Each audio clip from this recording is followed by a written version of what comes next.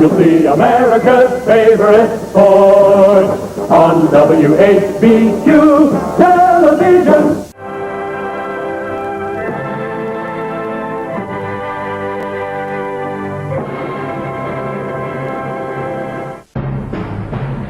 Hello again, everybody.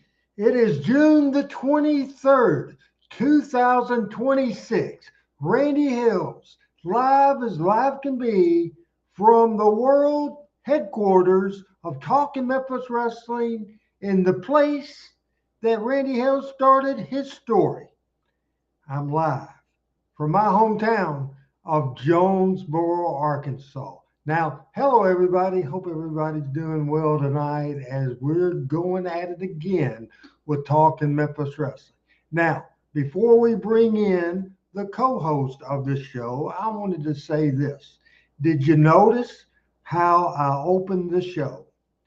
Did you notice how I always open the show? I say, hello again, everybody. This is Randy Hills. Now, where I got that is for years and years and years and years, it was yellow again, everybody. Lance Russell's version of hello again, everybody. We're all ready to go with Championship Wrestling, USWA Wrestling. We're ready to rock and roll. That was Lance Russell. Now, everybody gets the same idea. I listened to my good friend Tony Richards. I listened to his Time Tunnel podcast. And how does he start every single show? He starts it by saying, hello again, everybody. Hey to Frank, hey to Richard, hello to Al Tuttle. What is going on, everybody? Thomas is in the house, and James is in the house, and Calvin Lindsay Jr. is in the house. And I'll tell you who is not in the house. The person not in the house tonight, everybody's saying hello to, but he's not here to say hello to, and that is producer Adam Dunn. That's the reason I screwed up on the countdown in the opening today, because I'm producing, I'm hosting, I'm writing, I'm taking care of the whole thing today. But never fear, Randy's here. And also, ladies and gentlemen, I'm not depressed because Michael's not here yet. He'll join 45 minutes to an hour into the show. I'm not depressed. Adam is not here today, even though he makes it so much easier for me. But it is what it is.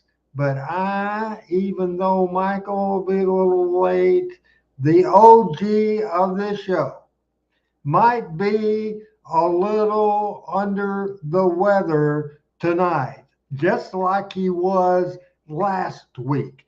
He might not be wearing a suit. He might, Joe Mobley, not be wearing, might be a little, hadn't shaved in a month or so, but that's okay. The person of the panel that I absolutely can't do without, hate it when he has to pay some bills and go take care of some business, but he's the type of guy from the Jerry Jarrett mode of life and later on the Randy Hills mode of life. It doesn't matter if it's raining, sleeting, the flu, a sickness, whatever. He is always in the house. And again, Joe Mobley in the house and PJ's in the house. And again, I am solo as far as production, but the person to make the hot tag. And before I think I'll wait a few seconds before we get his first take. And I have an anniversary to talk about in the world of professional wrestling. It's not on the notes because I just saw it today. Something that happened on this very same day many years ago, about 30 years ago, as a matter of fact. But before we get to it, from Birmingham, freaking Alabama, he has a cool hat on. He has a cool headset on. Yellow Pat Trammell, welcome to Talking Memphis Wrestling for your hellos, your whatevers, and your first take. Here we go. Well, hello everybody. I hadn't shaved recently. I've been a little under the weather, and I got that about straightened, and now my back's give out on me. So I'm on hanging here as long as I can. But I'm excited because I get to see my good friend Shane Russell in the next couple of days. I'm going to Pensacola on my annual trip with my classmates from school, and Shane and I always make a a point to have a beer together at the Wisteria Tavern in Pensacola, Florida. So I'm looking forward to do that. I think I might be on his shit list, so you better not mention my name, okay? I'll get behind all that then. All right. So James Davis, 5613 says, "What's up, Pat?" I think you just told the people what's up. Yeah. Ow. My back's down. My back's down, but most other things are up. So we're going to do the best we can do. I think I will take that graphic off with the Talking Memphis Wrestling because that took up too much of the screen. Now it says Randy Hills and it says Pat Trammell. So we're good to go. Are you curious about the anniversary we're going to talk about today? I am. You have no clue. I have no clue. I did not. Actually, I was trying to get everything hooked up, and as you know, I'm moving a little slow, so I didn't get to dive deep into the notes. So I'm a little bit winging it. So I'll learn with everybody else. So I'm excited about it. Hey, that wasn't on the notes. I did the notes Saturday, and I didn't figure out about the anniversary today, and I am going to look and see because I want to see if anybody is guessing here. Lucian says, "Oh, Lucian from Kentucky is in Wisconsin." What? Logan, Wisconsin. They used to go to Oshkosh every year, Lucian. All right, that's pretty cool. As Talking Memphis Wrestling will continue part 2 on bookers. We just got through a few last week, and we will have some information there. And Pat, I'm sure we'll have some questions, and I'm sure the audience will. Are you ready for the anniversary? On this day, on June the 23rd, 1996, it was at the WWF's King of the Ring, one of the most famous wrestling promos in the history of wrestling promos that led to the Attitude Era and one of the biggest eras and biggest runs in the history of wrestling. On this day, June 23rd, 1996, Pat Trammell, Stone Cold, was being interviewed by Doc Hendricks, better known to us as Freebird Michael Hayes, and he said, "Talk about your Psalms, talk about John 3:16. Will Austin 3:16. I just whoop your ass. Stone Cold Steve Austin. So, as a churchman just like me, when what I thought at the time, making a mockery of my favorite Bible verse of all Bible verses, but I'm also a wrestling promoter, and good God Almighty, they knew they had something because they showed up at Monday Night Raw, Pat, the next day after this event. And you know what happened? 15,000 people had Austin 316 signs. What do you think about that anniversary, and how big of a deal did you think it was at a time? And I don't think that you will argue at all, whether you like it or hate it or whatever. I don't think you argue with the fact that's one of the most iconic promos in the history of wrestling. Here's Well, Patrick. there's not no question about that, and I think it was Lanny Poffo. He he uh he threw it at. Is that right? No, he whooped Jake the Snake Roberts. Jake the Snake. Okay, okay, okay.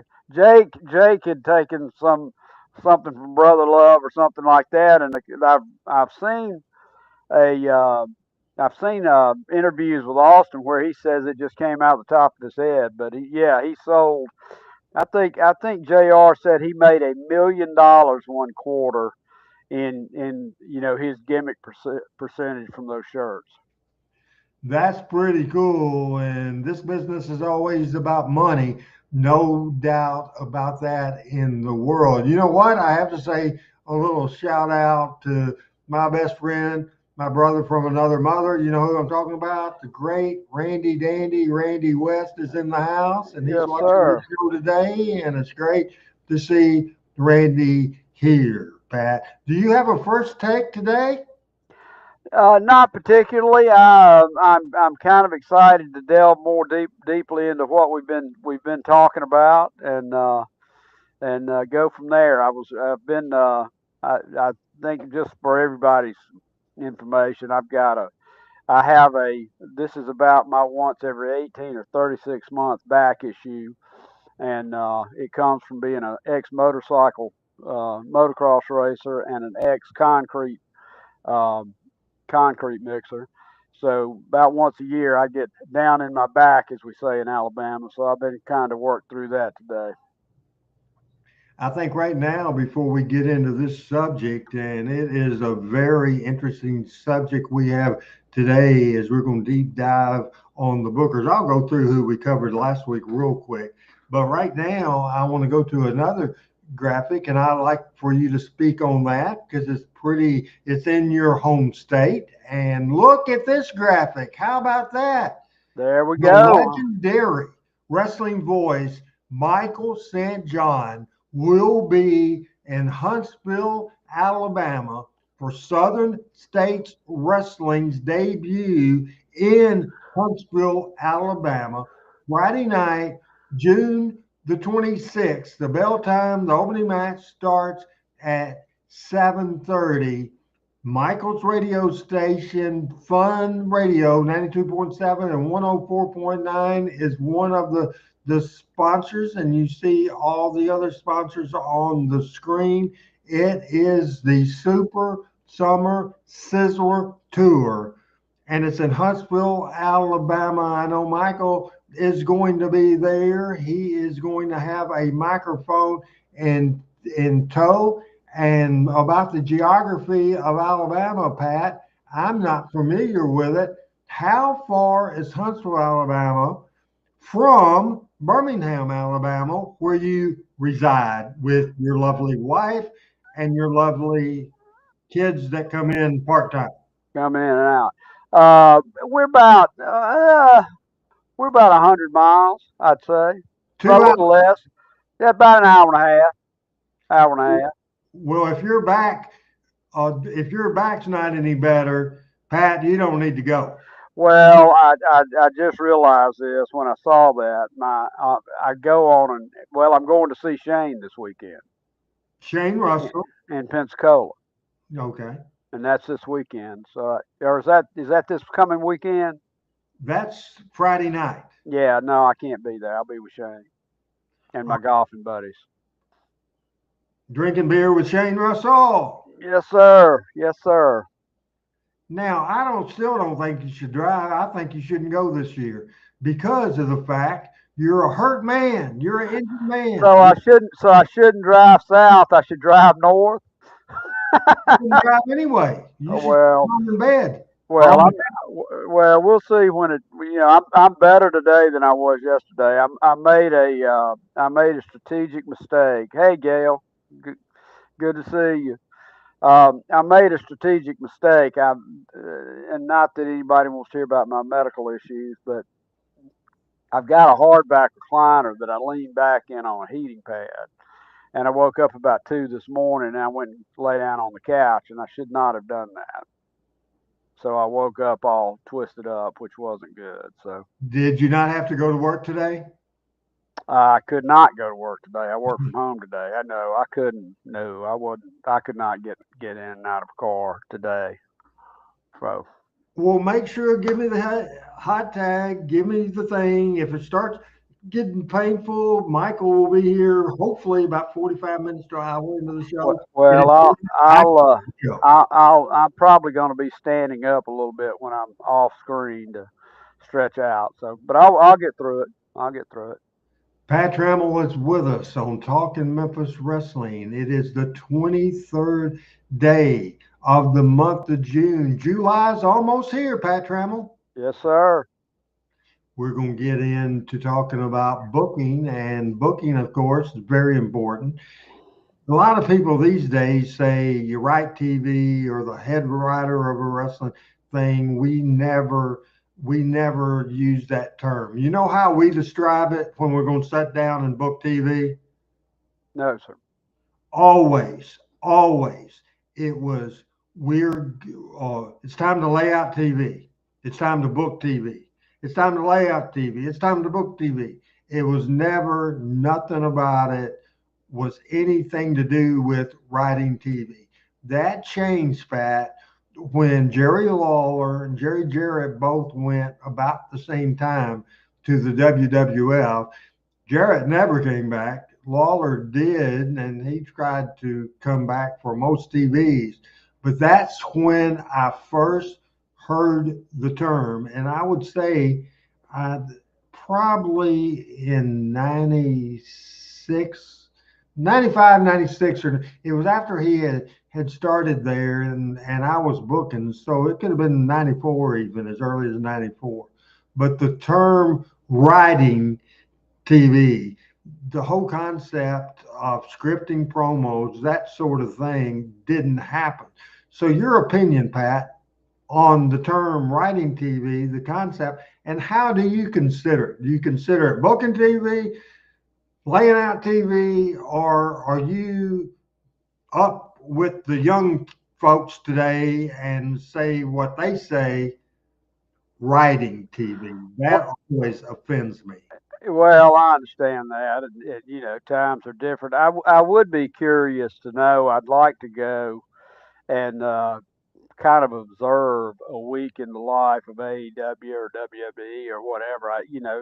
One of those. There's a show that's been on, and I don't know the name of it. Booker T's on there, and they're training young guys. Right.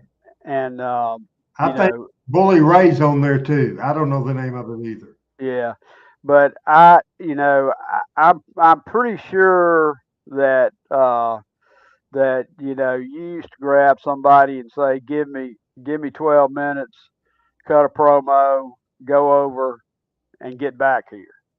And I don't think it's that way now. I think everything is so rehearsed today. And it sells. All right, they've made more money in wrestling now than ever in any history, just not as many people.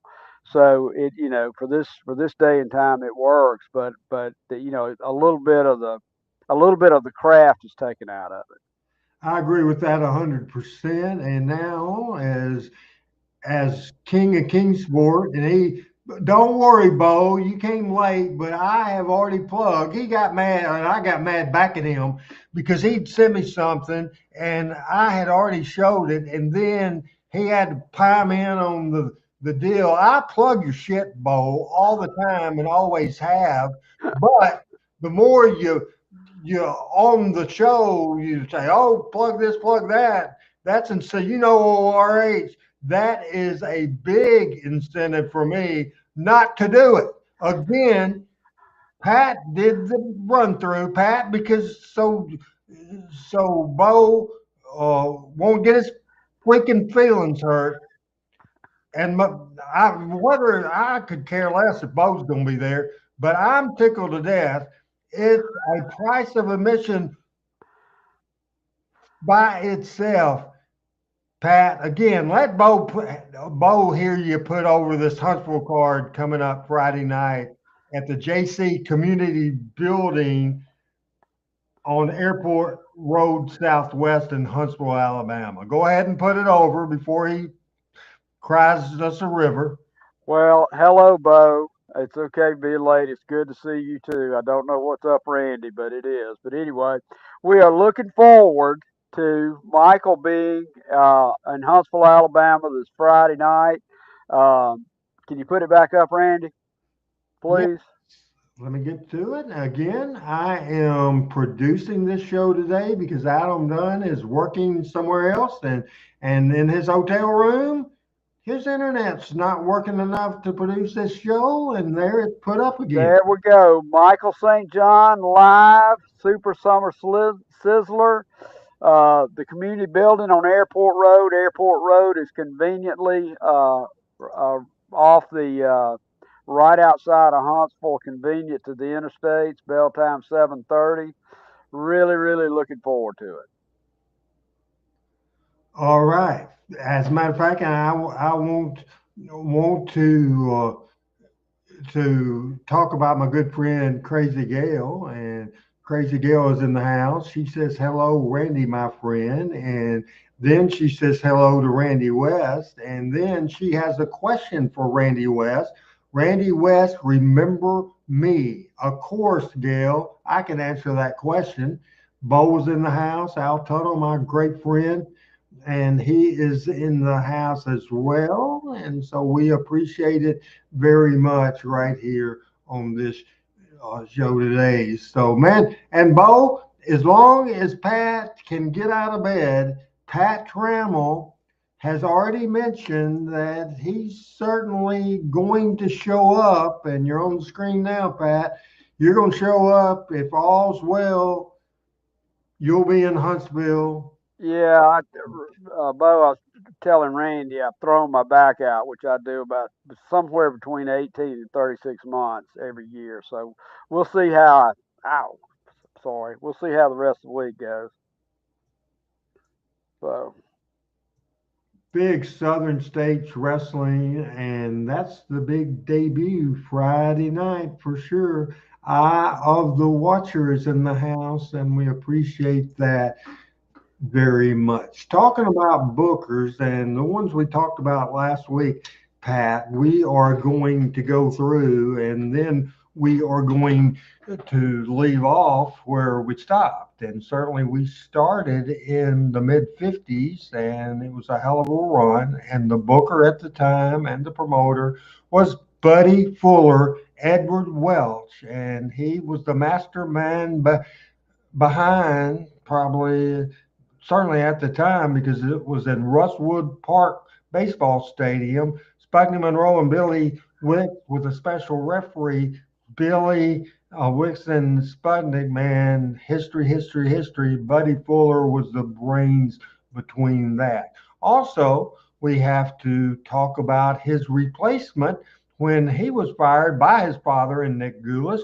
Roy Welch took over the booking. Roy Welch, Nick Gulas, and Buddy Fuller. Now, after that, became uh, as we talked last week, and everybody had a vote. Jerry Jarrett, the best booker that Memphis ever had, and we certainly talked about that as well. Jerry Jarrett's great booking, and certainly want to talk about Nick's end of the territory. Nick had a lot to do with it, as did other people. Your friend that you visited in Nashville, Lynn Rossi, was booker not ever on the Memphis end that I know of, but also he booked a lot on the Nashville, Chattanooga, Birmingham end, and they did memorable stuff as well. Jerry Jarrett, late 60s, started booking. Jerry, of course, born in 1942, passed away Valentine's Day 2023. I guess out of everybody in Memphis that booked the most, had the most turns, certainly if you add up the time, Jerry Jarrett ahead of everybody. And probably it's the number of times he's done it. I think number two would be Jerry the King Lawler.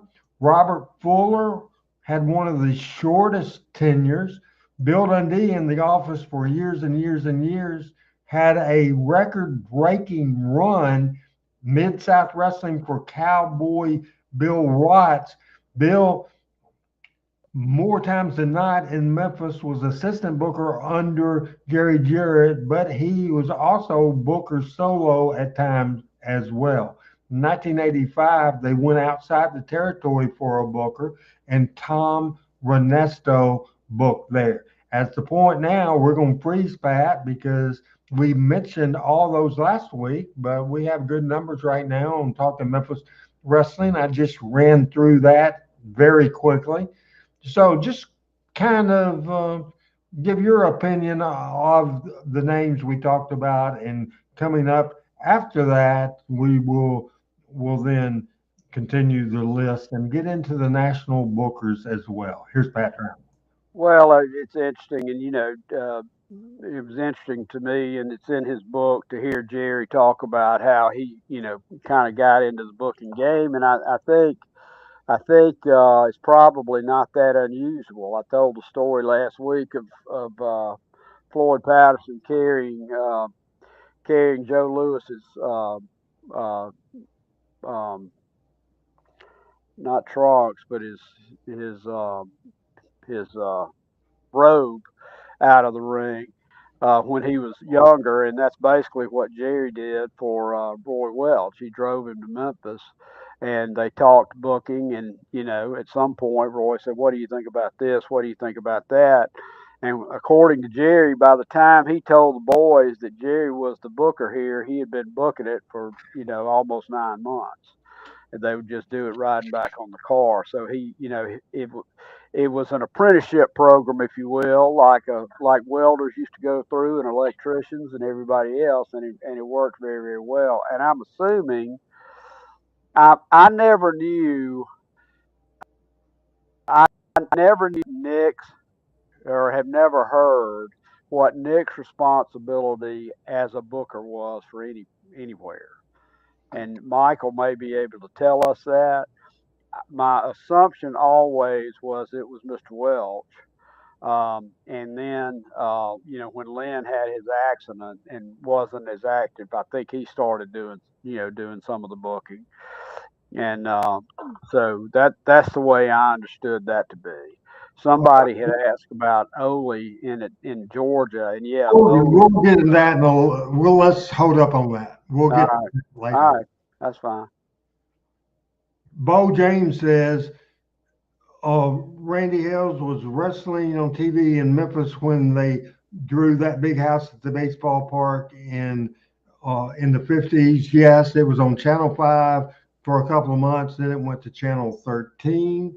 And I want to catch up I on think he's talking about what is Billy Wicks and Sputnik, and which Sputnik. I mentioned that program a little bit. Yes, they were on TV. As a matter of fact, one of the first announcers was Big Jack Eaton, who later did Memphis State football and basketball, and is a great thing. And folks, topic, I'll deal for the most part with comments about the topic, and we're talking about bookers, talking about booking and bookers. And James asked, did Jeff Jarrett ever get involved in booking? He, from his rookie year, would come to the office every day and sit with me and Jerry Jarrett, and part of that. after I left, when I was mad at Jerry Jarrett, he got more involved and would write TV from time to time, but had a big part of it. His first full-time solo gig was booking TNA wrestling, and did a real good job of that. And um, I'll answer Richard Hood's question real quick. It's a simple thing. Randy, in your opinion, what does it take to be a good booker? Somebody that's being able to draw a house. That's exactly what it is. Somebody that knows the territory, the market you're in, because Texas is different than Tennessee, Georgia's different than Florida, and it's all different. I gave a list last week, Pat, of the different duties of a booker. A booker, know your territory, know your audience, and know your talent, and being able to evolve and to change and to keep up with the time. I think it was important to know the mainstream, know what's cool, not just in wrestling, know the cool music, know the fashion trends, know what the teenage boys like, but also know what the teenage girls like. And in the Memphis territory, certainly, I think I can give you examples. Bill Dundee, certainly. Teenage girls like Bill Dundee. Teenage Yeah. girls like the Rock and Roll Express. Teenage girls like the Fabulous Ones. It's a complicated job with a lot of duties. A lot of it's administrative. A lot of it, and the most important part of it, is it's creative and putting down, laying out a television and booking cards that the people want to see. The bottom line is you need to draw money. So that's I, not a quick explanation, or that's a quick explanation. But does that make sense, Pat? it does. But Donnie asked an interesting question I'm curious about as well, and I know it's a very very fluid thing you do. But how long do you look into the future? It is different per territory because, like the WWE and a lot of different territories, mainly run monthly towns. So they would get ahead for that. Now, on a weekly territory, which a lot of territories were, Southeastern, most of Nick Goulas's towns, the Jarrett towns, Georgia Championship Wrestling, they were all weekly towns. And I think most of the North Carolina Jim Crockett promotions was. And so basically, you could know, you do a TV and it plays, and then you go to the house maybe the next day, and you know whether that TV works or not. So you can change it in a week. You pretty much know where you want to go, but you would change week to week based on, you might not change your main event program, but you might have people on there that stuck the joint out, exposed the town, and you wouldn't book them anymore.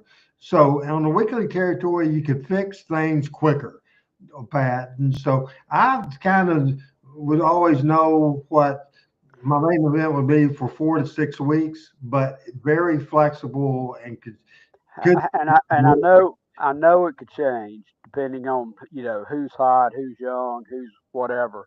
But how many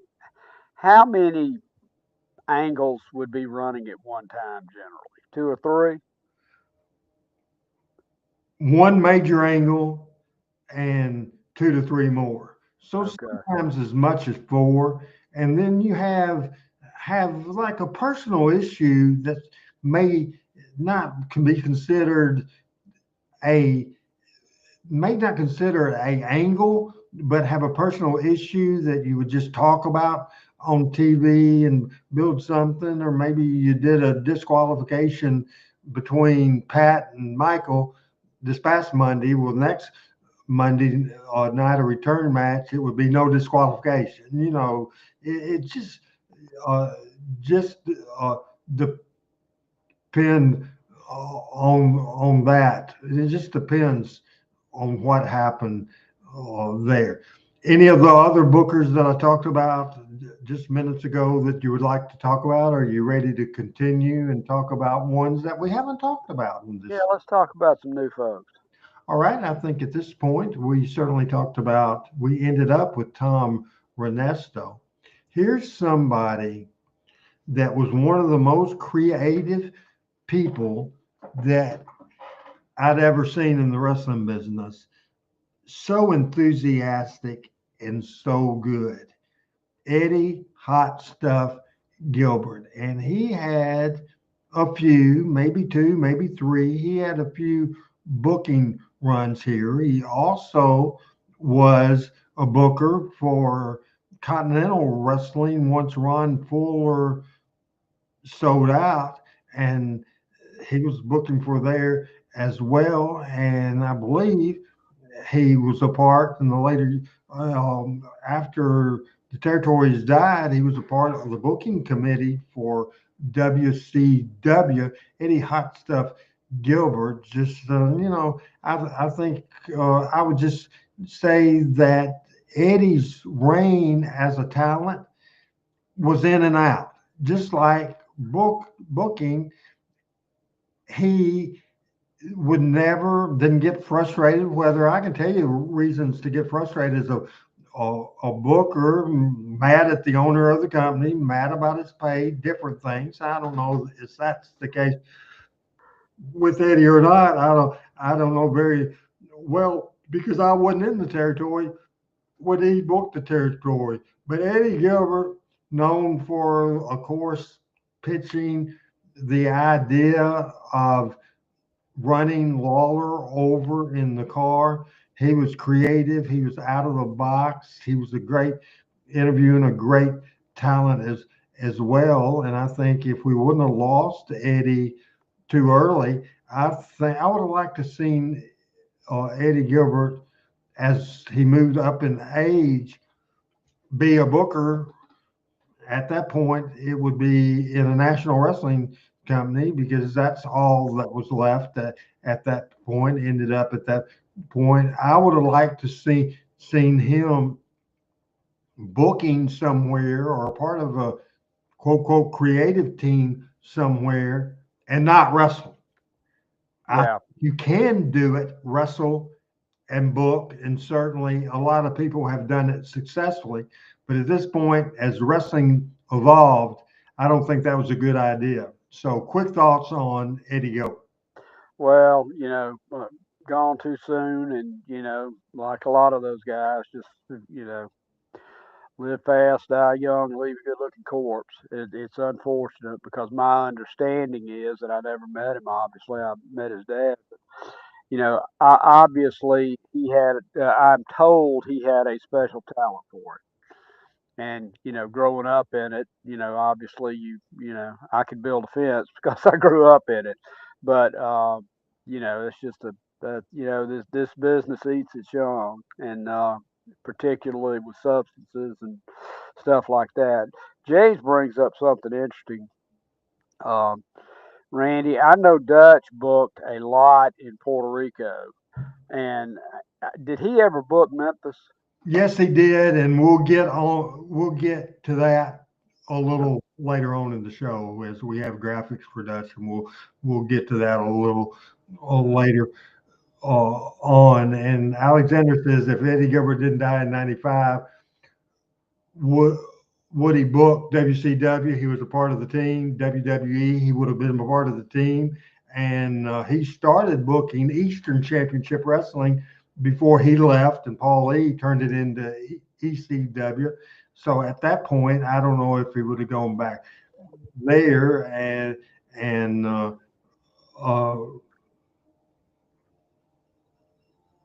I'm looking at these comments, and I have a format, and we're going to stick with the format here as well. But Eddie Gilbert, Pat, was a smart guy to the wrestling business, and I would have hired him in a minute. At a time period when I wasn't around the territory because I left. Why did I leave, Pat, in '89? I tell it every week. Who was I mad at? Jerry Jarrett. Absolutely. You can't understand why in the world, since he's your hero, would anybody be mad at Jerry Jarrett? But I was mad at Jerry Jarrett more than once. He was mad at me too, let's be fair. By the way, Randy West is in the house tonight, and we appreciate Randy West being in the house watching this about booking. Eric Embry was a I give him a plus 80 times for the job he did booking world class wrestling in Dallas. And then, along with Jerry, when they started the USWA in Dallas, Eric was great. However, when Devon Eric's ex Nate Jarrett and Eric Embry came to Tennessee, became the booker here, and, even though he grew up in the Kentucky area, somewhere around, and watched Memphis wrestling, I don't think his stuff fit in Memphis. And it might be because of the fact there's very few out bookers. Jerry Jarrett was one, and I was another that was on. And Eddie Gilbert and Lawler had a good relationship too. But a lot of times it just wasn't going to work. It wasn't going to work because you have to know this around Lawler is nobody books Jerry Lawler better than Jerry Lawler. No doubt about it. Nobody books Jerry Lawler better than Jerry Lawler, including Jerry Jarrett. And Jerry Jarrett always would talk to Lawler and get input there. I would too, but big time. And I think Lawler never had an issue of working under Jerry Jarrett. Never had an issue because it was his decision working under me. Absolutely no problem at all. No problem at all. And he was great as well. So, what's your thoughts? Anything at all you can add to Eric Kimball? Well, I had good conversations with Jerry about that period one time, and he said, when he got there, Eric was basically living in the sportatorium, and was there every day, and he said, and as you know, the issue with world class wrestling was substance with the Von Erich boys, and he said, Eric knew how to book them and also how to get them ready to wrestle. And and look, there's never, and I realize what I'm saying here, okay? I don't think there's ever been anybody as over anywhere, anytime, anywhere as the Von Erich boys were in Dallas. I mean, if you don't believe me, schools let out for David's funeral, and they sold out Texas Stadium for the worst wrestling one of them to win the world championship. So, you say that's not easy to book, but it's not really. It really it there are challenges with that too, particularly with what the boys were involved with. But he grew up in that territory and understood it, and I just don't think it translated very well over here.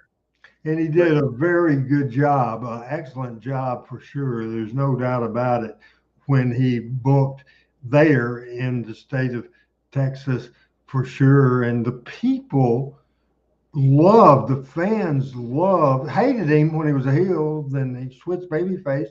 And I think he was drawing more money at the end of world class than the Von Erichs because the Von Erichs with all the issues that you talked about earlier and the deaths and the heartbreak and the people got down on the Von Erichs. They uh, really did as well. And now we are going. were you around when you were doing that the bus trips from Dallas to Memphis and all that? No. Okay, Michael was here, I think. Yes. Yeah, yeah. Yes. That was one of the contentions that I left for is because Jarrett had left uh, and was all high. And I understand that he got a deal with some big TV revenue, but so he would spend most of his time there and took a lot of the talent. And I just I just felt that Memphis was being treated like the stepchild, and it was just a bad situation on the Memphis end. And I'm thinking, I am glad that I was gone before they started renting the bus. They were flying everybody at first, but Jerry's not going to do that long. Well, I don't know that you can and make it economically feasible. And I don't think the price was that bad. And I don't know what the I don't think I really don't think the price. Uh, I don't know what the price of the bus would have been, but the you could probably uh, fly to Dallas and back for $100 from Memphis. I think you could at the time. Would you think? Randy, the airline world has changed so much today.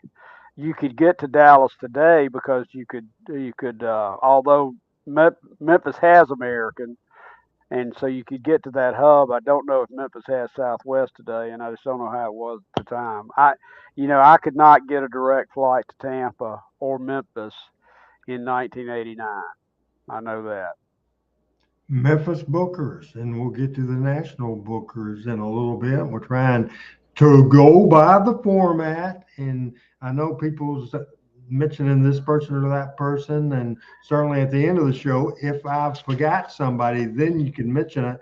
I'm just not breaking away from this format at all. And so, of the Memphis Bookers, I'm not saying this guy was the best.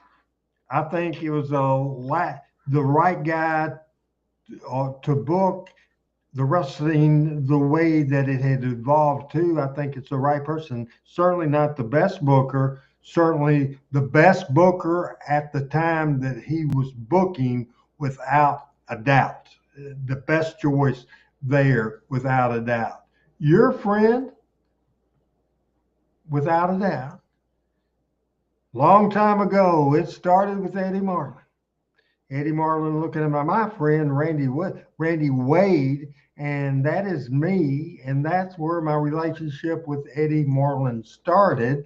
And there is the end of the relationship. This picture, Pat, was taken probably a month, maybe 2 months before Eddie Marlin passed away in 2019 in August. That's me and Eddie Marlin. And I'll do a quick recap. I started going to the Jonesboro matches in 1972. I started going to the Memphis matches in 1981, and started helping promote spot shows, and it just evolved through that. And then after college, in about 1985, close end of 85, started 86, Jerry Lawler hired me and had me move to Memphis because it was his time to book, and he needed assistant because basically we called me the assistant general manager, and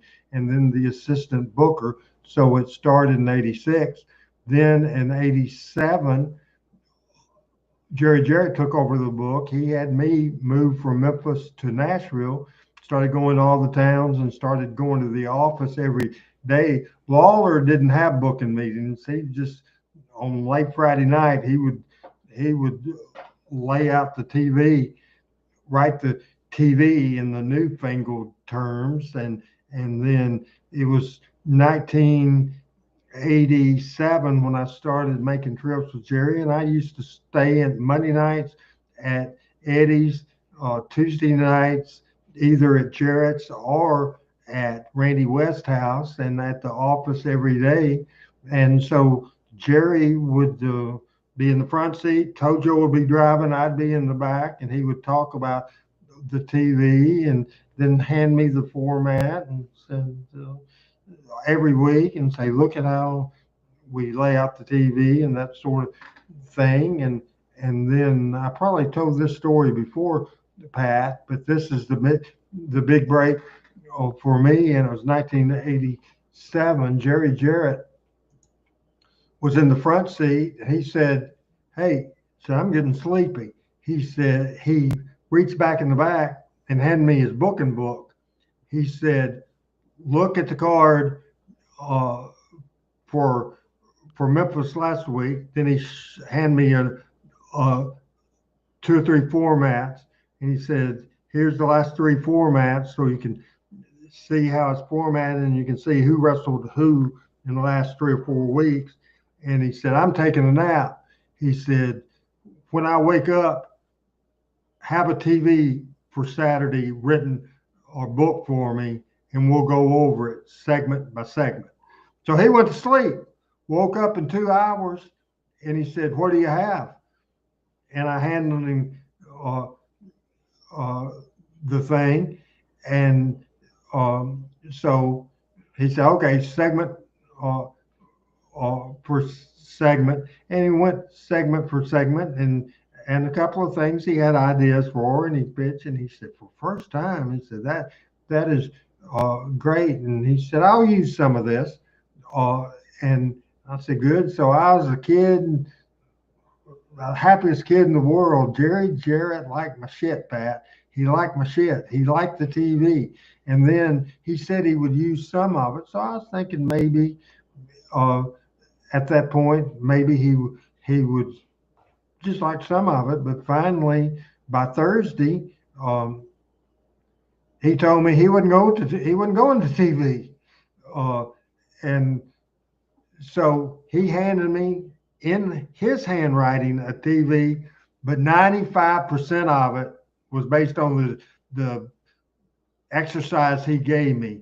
And so that's the first TV that I booked. And so I didn't book every week, most of the time when he was out of town or something like that. But then the full-time booking job didn't take place until March of '94, when I came up with the Monday Night Memories idea, and Lawler 100% went with the card that I had. And then I had some videos, the Jimmy Hart video and different things, videos put together for the thing. I did book the card, and then figured he would write the TV, book the TV, but he told me to do it. And then after that, then for the next 3 years, I booked the TV every week. And so that's how I became the booker, based on the success of Monday Night Memories, which is one of the top things in my tenure, the most successful, absolutely the most successful show, and something people talk about today. So any questions, Pat? No, it's kind of interesting. That just seems to be the way they do it. They hand you the keys and say, drive the car, right? Right. And if you can't drive the car, then you find out pretty quick. You'll make the changes for sure, without a doubt. Any more questions, Pat, as we talk about my booking tenure? No, I'm interested. I'm not quite. I know what Richard is asking. I'm not quite sure when that happened. I know Dutch did go down to Florida to book, and I think he booked in Atlanta some too. Remember, I said that I didn't watch. Richard, I had already said that. Okay. I'm not fussing at you. I'm fussing at Richard. We'll talk about Dutch when we get to Dutch, and that's not too many people down on the list before we get to Dutch. So just stick with it, and we will get to him as well. And one of the things, Pat, I thought you would enjoy this, and this was in 1995, and this was in June the 11th, at the Louisville Gardens. We did Monday Night Memories in '94. We did on Saturday, June the 10th, Memphis Memories 2 on a Saturday night. That wasn't as successful. The first time is always more successful. And then, because I wanted some of the legends on television, it was my call. That was a bad one, Pat. I decided, man, if we can hype it tonight, and we'll beat last year's Monday Night Memories. And we got Jackie Fargo and and all that, and we did a tag team tournament. Tournaments never drew. Lawler thought that it would. He pitched the idea, and it just was down significantly from the 9,000 people in '94. It probably did 45. We came when we did USWA's 25th anniversary in Louisville. The stars of the '70s, '80s, and '90s reunite for this night to remember, Sunday, June the 11th at 7:30 at the Louisville Gardens. Ringside and reserve tickets were just $10 and general admission was 8. We had a 10-man best of Louisville elimination match. We had a blast from the past, a unified world title match, King Jerry Lawler against Lumberjack Joe LeDuc.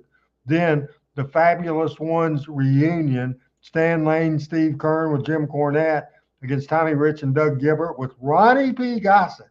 Then the match that stole the show and set up summer of '95 as the best summer business, the best program, the best deal we had in Memphis in years, the Smoky Mountain USWA feud. It started June the 11th, Pat, with Rock and Roll Express against PG-13. Also a Moondog Rules match where we had Anything Goes, Brian Christopher, Bill Dundee, and the Moondogs in an 8-man tag against Brian Lee, Jim Harris, Max Muscle, and Mr. World Class. There was preliminary matches on the card. A parade of legends, a special tribute to the legends of Louisville wrestling, hosted by, appearing in Louisville for the first time in close to 10 years, I would guess. Lance Russell hosted this. In attendance, the Fabulous One, Jackie Fargo, Jerry Jarrett, Eddie Marlin, Tommy Gilbert, Sarah Lee, Cora Combs, Jim White, Lawler's first tag team partner, Bob Armstrong, Handsome Jimmy Valiant, and a very special tribute to longtime Louisville promoter Christine Jarrett. That, again, I think it sums up, especially talking about the Smoky Mountain USWA thing. This led to the great summer in '95, and that's the card. Your thoughts on that card, A Night to Remember, Pat? Well, I've seen that. I've seen the video of that, and yeah, that was a great card there. And I again, you've heard everybody on has heard me say it. Um, heard me say it. Um, that Smoky Mountain, the Smoky Mountain Memphis feud was some of the best business I saw in the '90s. Period. And I think I've got in my mind that that could work and could bring back territory wrestling, but I had I need to make $10 million to throw away into it, see if I'm right. So Bo was at the Louisville card. He says that's great, and I think I'll deal with this question. Thomas says, Randy, does having all those named guys in attendance for that Louisville show create a problem for you from a payout perspective? There's a lot of special guys to try to pay. It would have caused big problems if it wasn't a drawn. Now, there was some guys, and we'll put the card back up. There was some trans involved and different things. Trans would interfere with the profit, but it wouldn't be an issue with the payoff percentage. You would still pay 30% and divide it up. And we look at this card uh, again. So, as well, how many did you draw for that, Ray? you know, about 6,000 people, but Okay. that figure of what the attendance was, we'd never asked for or care about. The money, the money, the money, the money. And so that's what we would go with that. As believe it or not, now Jerry Lawler ended up driving, no trans, and his payoff would have been uh, as one of the main matches and one of the stars of the show but no guarantee. Lawler did not guarantee, and I on bad houses that didn't draw. If the guarantee at the time was $40, and some didn't draw, Lawler would be $40 and would not bitch one word. He understood how it was, certainly. And so Joe LeDuc, we would just say you'll get a main event type of payoff. And he came from Atlanta, and that flight wasn't expensive. Kern and Lane, certainly. With I don't remember exactly what it was. It wasn't a lot. Jim Cornette, I don't think we paid him at all. Maybe we did. He wanted to be a part of the Christine Jarrett. Rich and Gilbert was part of the crew. They didn't have a guarantee. Rock and Roll Express had a $150 guarantee. PG-13 did not have a guarantee. Brian Christopher, no guarantee. Bill Dundee, no guarantee. I think the Moondogs was $70, maybe 75. Oh, Jackie Fargo got a plane ticket and probably a $400 payoff. But sometimes if a card drew bad, you'd go over, pay more than 30%. You'd get bitched at, but it would happen. We didn't have to go over the payoff percentage. This did well. So, did that make sense, Pat? It does. It does. People saying how good looking a card that was, and that was good. And Doug, you messaged several times. Doug, first of all, this streaming show is done by internet, and we can't do the show on phone as well. Thomas said, Randy, was there any particular wrestler that you really wanted to get for that show that either couldn't make it or turned it down? Uh,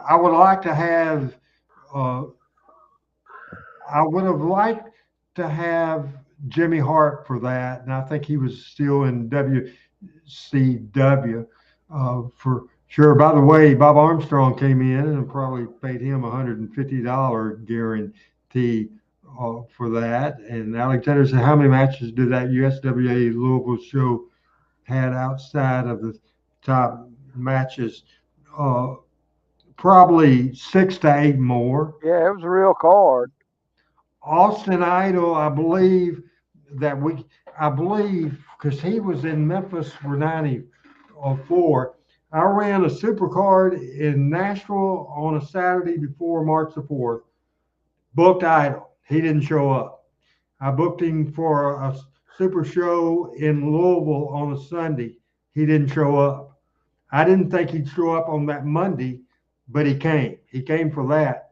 And after that, I thought it's not worth it to take the chance. And I did not make that mistake again to Power Pro Wrestling. And he showed up one time and never showed up again. So sometimes you go by just history of people, and sometimes it's good history, and sometimes it's bad history. And then we'll finish up with the local, and we're still at 8:02 waiting. And I'm looking to see if Michael, who said he would be here about 8:40, at 7:45. He's not here.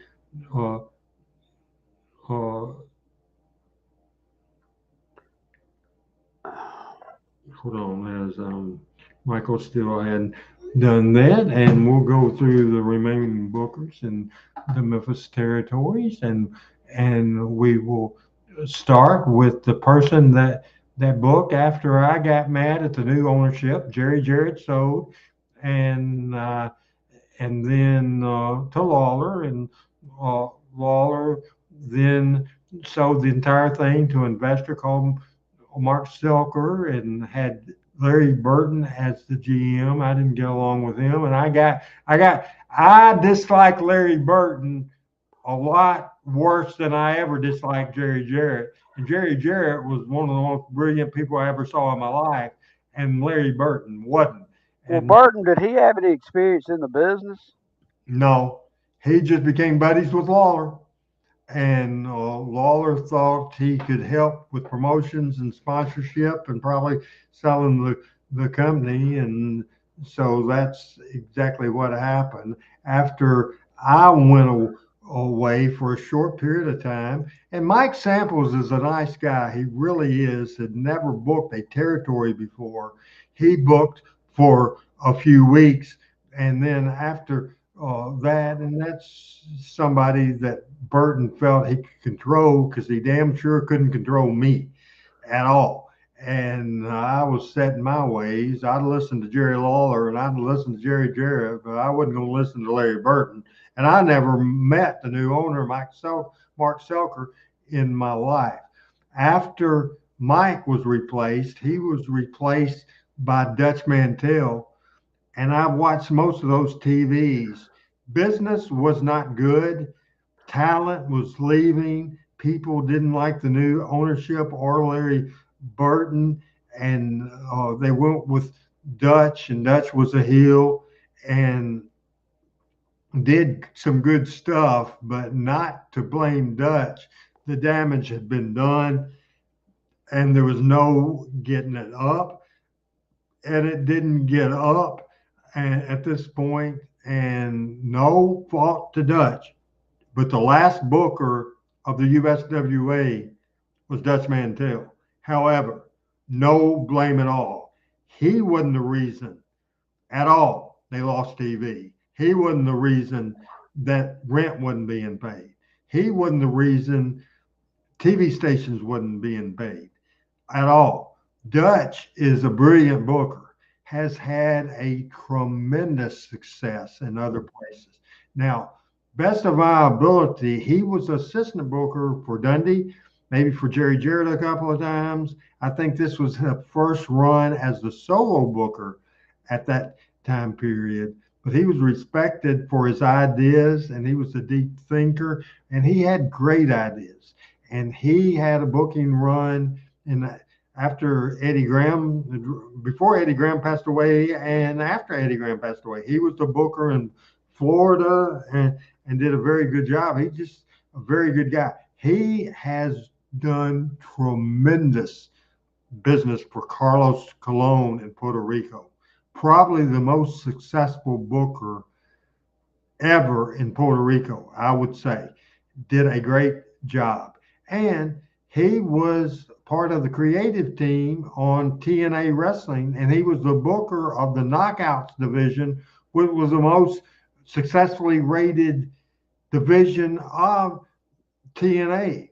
Dutch Mantell is a great booker, a super booker, and I don't hold it against him because I think, and during the same time period when Mike Samples, I got a call 2 or 3 weeks after, or maybe 4 to 6 weeks after I left, to come back again.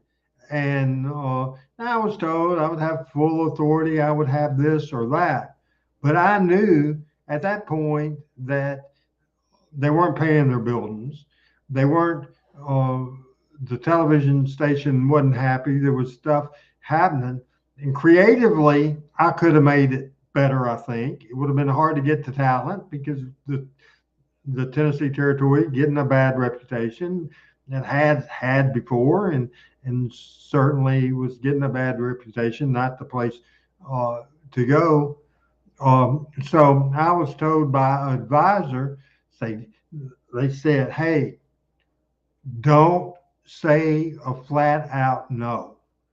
Said, don't say a flat out no. Said, quote them guaranteed money you need every week. They won't pay. They can't pay. Yeah. So I was probably making booking maybe on good weeks toward the end of that run, $700-800. Monday Night Memories in Louisville, the Louisville thing, I got $1,000 for a night. But basically, I told them I would be glad to come in. I said, full authority, 100%. I'll do the booking. I'll do the payoffs. I'll be the general manager. $5,000 a week.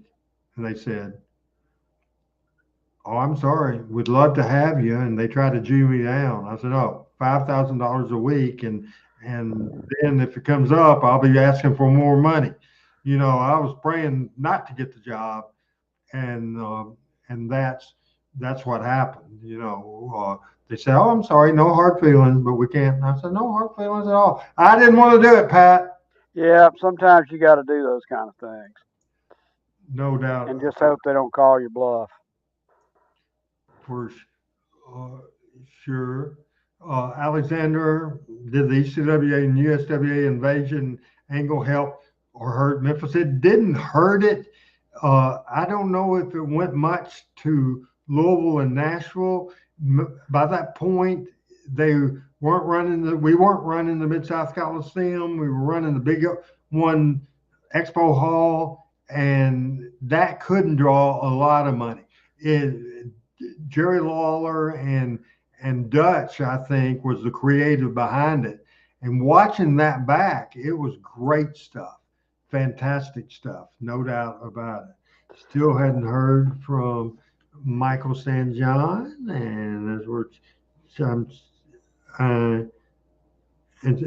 I am checking to see if he is keeping up with us and keeping us in mind when he's going to be here. But we are going to run through pretty quick, Pat, different bookers, and I want to know what you have heard about these different bookers as well. This is national bookers.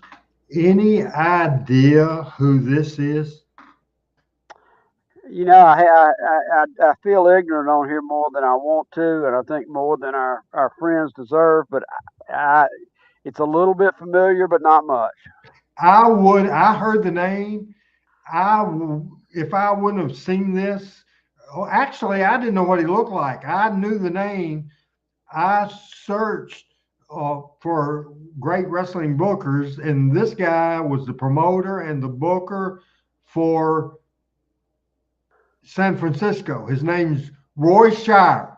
Okay, Roy okay. Shire, and a lot Richard of was on features top of that. do what? Richard was on top of that.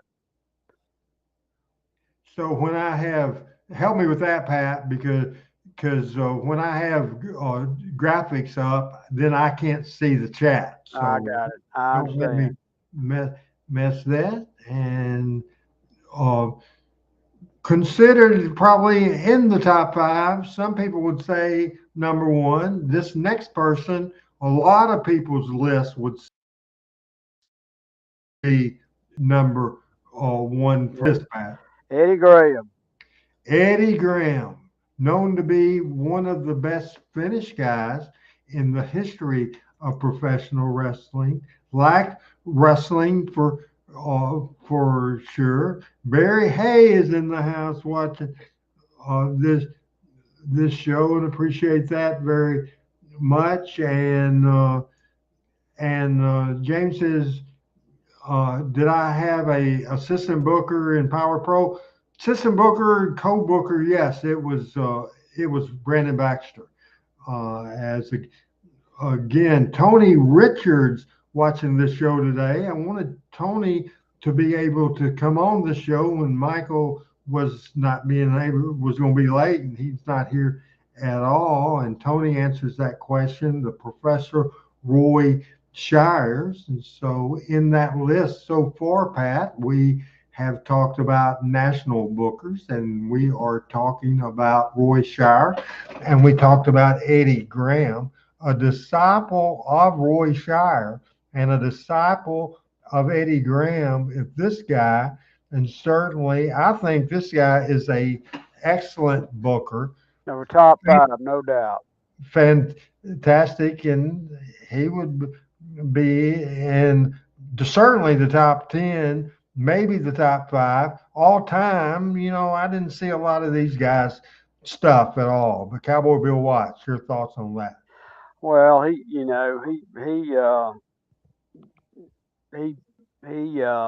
he he had a great business down in Louisiana and Houston and Arkansas in that area for a long time. And I think he was probably the last booker for WCW or for Georgia Championship anyway. Um, Bill Watts. hmm Ole Anderson was the last booker for Georgia Championship. Turner hired him when he bought it back,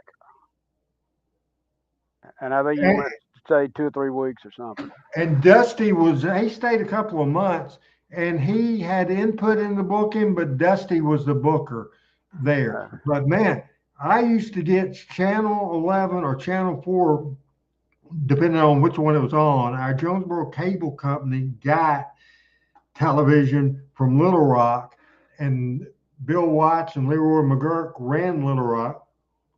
So I saw a lot of championship wrestling from Oklahoma and a lot of Mid South wrestling, and certainly I have tremendous respect. I think he's a great promoter, a businessman, and a booker. How would Cowboy Bill Watts, at near 80 years old, book a major company today? I don't think he would do good. And again, No, uh, no offense, no offense to you or Watts or anybody else.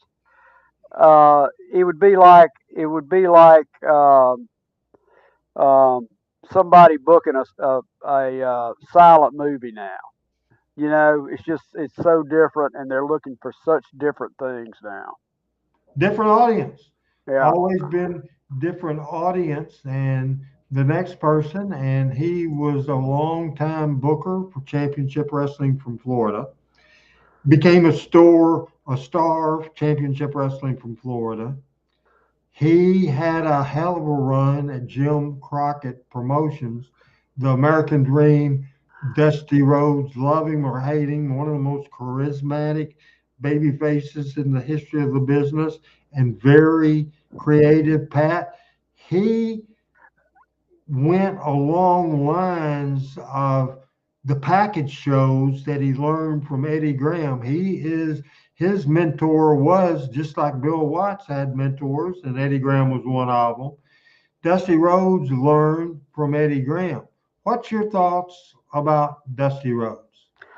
well, Dusty was my first hero in wrestling, I guess. After, well, not first, but I mean, once wrestling blew up on Georgia Championship, in retrospect, and this is hard not to do, okay, but you know, at times Dusty would book Dusty, and then everybody around him, and that's the only criticism I've got. But he did some great stuff, but he had some bookers around him. He and Ole, I mean, Ole is as good a booker as as there is, and they drew some money together.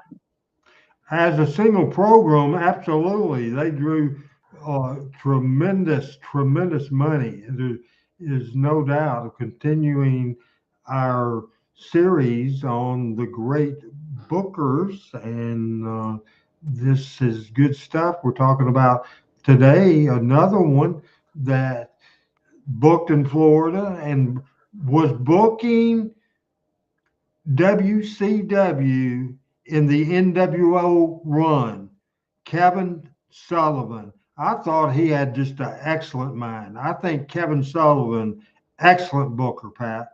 Yeah, I think he did a awful lot of good stuff. Uh, really did, and I tell you, if you and I those of us that a lot of me at least have run through a bunch of interviews, but if you can find some Kevin Sullivan interviews on the internet, particularly about booking and stuff, listen to those because they're sure worth it. Hey, James is asking you a question. Hey, Pat, did Dusty ever help with booking in WWE? I'm not aware that he ever did. Uh, I know he went up there and went Did up the there polka for a dots? while. Yeah, he went for the polka dots. I'm sure he didn't book that. There's rumor that that Vince did that to take him down a peg because they were obviously Dusty was leading the opposition in the war with WWE with WCW for a period of time there. So And I don't think that's the case. He was a merchandiser, Vince McMahon was, and he did yeah, those polka dots and got a lot of money on that. And Dusty made the best money of his career in that run, and I'm sure he had input. The, yeah. the next person that Hey we're going to Doc, talk about is our buddy Jim Cornette. Now we're 40 minutes left to go in this show, and we've been breezing through this, and we want to make a welcome to Talking Memphis Wrestling. Again, I am producing and hosting. This has been one of those nights. Pat is sick, his back's out, but we have made it through as we are an hour and 20 minutes into the show. And right now, we want to certainly switch to something we talked about earlier. And coming up, Super Summer Sizzler, coming up in Huntsville, Alabama at the community building. And looking forward to Michael St. John being there Friday night. My man, Michael St. John, is in the house, and he's from Arab, Alabama, and we are going to put him on the air right now. Here's Michael St. John with his excuses, with his hellos, with his first take, and you can also make fun of Pat, then we'll put you full screen for your first take and your update. First of all, everything that's happened tonight's my fault. So let's be clear about this. You've done a Adam great not being job, here Pat. is not your fault. can I tell Suzanne that? Yes, tell Suzanne it's all my fault. It's all my fault. I got a call last minute about a conference, a press conference, and it's one of these things that a young man is, and we've in the 28 years that I've done Arabian Night football here in this community as the voice of the Knights. We've only had 3 kids ever go to a Division I school, and this is the third of the 3. And he's an offensive lineman, very nice young man, great family. And I was, quote unquote, asked very specially and specifically to be there, which I was. And it was a very nice event, went way too long. But anyway, I'm here, and thank you for allowing me to come at this late notice. Pat, I'm sorry to hear about your back. I was in the Magic City yesterday and wanted to buy you a cup of coffee or an early dinner, and unfortunately we couldn't connect, but hopefully he's back. I've got a great back, Eric Jansen here in Huntsville. If you need a good back doctor, I know one of the best in the South, in Dr. Jansen. Well, it's old war injuries, and I'll get over them. Anyway, I want to say, glad you're here, Mike. I want to say hello to our good friend Dr. Rusty Robinson today. So, and Randy, again, thank you for allowing me to. I got you. Thank you again for allowing me to be here. That's my first take. That's your first take? That's my first take. Now, the event you talked about, I love Bo James, a great guy, he's got a great thing going on, but he could have found a better picture of me than that. My God, that's scary. I thought it was a good picture myself. Yeah, I did too. I thought you were very handsome. I want you're gonna have to get some hair black before you get out there. Yeah, so exactly. I can't show up like this, can I? We just have thank you for that. That's going to be he's got a good event going on. Yeah. We've got a delay. I'm seeing you guys talk after I'm hearing you, and that's odd. We normally don't have that. Well, why don't you log yourself off and log yourself back on? We'll do right now. Okay. Did you see what I did there? No. I was talking, but I wasn't saying anything. I was looking at the controls, I wasn't looking at you. I've looked at you all day long, Pat, as we're waiting for Michael St. John. This don't happen, does it? when this don't happen when Adam's here. No, I bet well, it does. I just don't have to deal with it. well, just for all our friends listening, we don't. Well, Adam doesn't get near the credit he deserves because We put him over there. That's not true. I mean, he's a superstar each and every week. Michael, let's see if you can hear us right now. Okay, that seems to be better. The words are matching up with the mouth. Okay, all right. So you did your first take, and just again, we have about 40 minutes left in the right now, 37 minutes left in the show. We won't go back over the we won't go back over the finishing up the Memphis bookers, but as we got into the national bookers, I'm going to tell you who we've talked about, and just then we'll stop with the last one I showed, and then so remember who we talk about. We started with San Francisco booker Roy Shire, who taught Bill Watts, the great Finnish man and the great creative booker and the promoter of championship wrestling from Florida, also mentored Bill Watts. Eddie Graham, a great teacher and a great booker. Of course, Cowboy Bill Watts was a great booker as well. The American Dream, Dusty Rhodes, and Kevin Sullivan. So Roy Shires, Eddie Graham, Bill Watts, Dusty Rhodes, Kevin Sullivan, and then that catches us up. All good, all good. I mean, you're hitting the cream of the crop of the bookers that the public knows about. You know, there are a lot of bookers though that were behind the scenes that a lot of people didn't realize was there until recently on shows like this. But I know the Carolinas had some strong booking over there. George Scott, and I did not put his picture up. George Scott was a very successful booker there, and there's more on this list. But basically, if you know anything about or heard anything about Roy Shires, Eddie Graham, Bill Watts, Dusty Rhodes, Kevin Sullivan. Absolutely. In fact, I never met Roy Shire. Actually met and worked with the rest of that crew. I think, it's odd, and I don't think it's odd, but I think it is unique that good talent in the ring, and doesn't always do this, but it certainly does with those guys who are the top of the crop, I would think, nationally, coincide with the fact they're good bookers. And I think a good worker has a better chance of being a good booker than somebody that's never worked before, or somebody that comes out of fandom, if you would, and that's not a slight. I came out of fandom, and I think I was a pretty good damn booker. I know. Let's go back a minute for a second now, but you had a mentor, okay? And let's be honest. Your mentor was Eddie Marlin, and Eddie Marlin was always around the booking office with Nick, with Jerry. I mean, Eddie Marlin.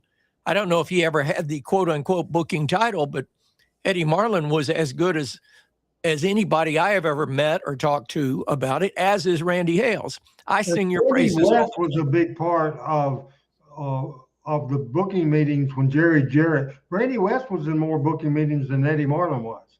Randy West knows his stuff and was a great idea guy. By the way, I want to interrupt right now and want to put the comment up there from William Robinson, because I reached out when Michael was going to be late and Adam wasn't going to be on at all, and I knew for probably the first hour that it would be me and Pat. I asked Dr. Robinson to be on. However, then I saw a tweet. He is celebrating his anniversary in the place where he had his honeymoon. That's the Red Apple Inn, and one of my favorite places in the world, Heber Springs, Arkansas. My niece and her husband has a lake home in Heber Springs. That's my favorite. Greer's Ferry Lake is just a beautiful area, and wanted to say hello right there. Is he looking for Bigfoot while he's celebrating his anniversary up there in the wilds of Arkansas? I don't know if Bigfoot's ever been to Heber Springs. Have you ever been to Heber Springs? That's closer to Little Rock than it is Jonesboro, and it's probably 120 miles from Jonesboro. I've been to Hot Springs, and in fact, Melanie and I are planning next spring, God willing, to take a trip up to Arkansas, maybe even for the Arkansas Derby, to the racetrack there, because I've had 3 people tell me in the past year what a great experience Hot Springs is as part of the horse racing world. And I've only been to Hot Springs one other time in life, and I was very impressed with it then, and it wasn't what it is today. It was many, many years ago. But I've heard of Heber Springs. Unfortunately, I've not been there. You know, is that where Petty G Mountain is, Randy? I'm really not familiar too much. I don't think so, but I'm not 100% sure. Okay. Frank Seaton could probably let us know that for sure. So Petty G Mountain, where is that? That's somewhere. It's a state park over there. So no Bigfoot this time. My wife probably wouldn't go for that, and we can understand that for sure. Also, Richard says Bill Watts learned from Vern Gagne, and Vern is on the list a little later on today, as we got people getting ahead of ourselves there. And Jim Cornette, best booking job I think he ever did was in Ohio Valley Wrestling. Did a fantastic job. He also did a great job in Smoky Mountain. He was also part of the WCW booking team when Turner first bought that, and booking teams of any set you can imagine, Cornette and a lot of great bookers don't work well with others. Give me one guy. Don't give me a committee. He was part of a committee, and so. Well, he worked in the WWE also up in Stanford. Part of the writing team by that point. Okay. With Pat and with Bruce and Vince McMahon. And I must agree with you on that. Every time I hear the word booking team, I know, and I compare a lot in the wrestling world with the broadcast world. Anytime you have a programming team, it's signing up for failure. And to me, a booking team or a programming team means one thing to me: too many cooks in the kitchen. And too many cooks spoil the soup, is what my grandpa used to say. So I think the same holds true for wrestling, and I certainly know it holds true for broadcast. I will let Pat talk about Cornette in a minute. I will say this, just me. Everybody's different. Jerry Jarrett liked certain people. Say, I certainly mentioned Randy West. You mentioned Eddie Marlin. He would always constantly confer by phone, and before he moved to Memphis, in Nashville with Jerry Lawler. So Jerry Jarrett was the decision maker, but he liked different viewpoints, including me, including Jeff, including a lot of people. Bill Dundee, I know Bill Dundee had his ear the several times that I was in the office up there. Bill Dundee was somebody that he relied on and respected for his booking ideas and his thoughts on everything as well, which is ironic because you think of Lawler and Dundee being the greatest rivalry of all time in Memphis wrestling, certainly the case there. But the promoter, the owner, actually listened to both sides of that rivalry, which probably lent to making it so good for so long. And he kind of stirred them both up against each other. That's no secret. I mean, that is no secret. Made it worse than it was, and it was successful. Cornette did work on the WWE team, and he was successful. And we'll talk real quick about. And I didn't get to everybody, folks. So at the end of this show, if I missed anybody, you can talk about Pat Patterson, also known as the Great Finish Man. He certainly was the number 2 guy. He came up with the Royal Rumble that's still going today. Again, a great finish guy, very respected. And Vince McMahon, love him or hate him, Vince McMahon certainly his entire reign, he was the booker. He had different people, including Jerry Jarrett, came in on the team, Jim Cornette, Bruce Pritchard, a big part, Pat Patterson. But the man that made the decision was Vince McMahon. There's no doubt about it. Vince McMahon and Pat Patterson, Michael. Well, Pat Patterson, I didn't get to know Pat. I met him one time. He came to Memphis TV toward the end in the late 90s or mid to late 90s.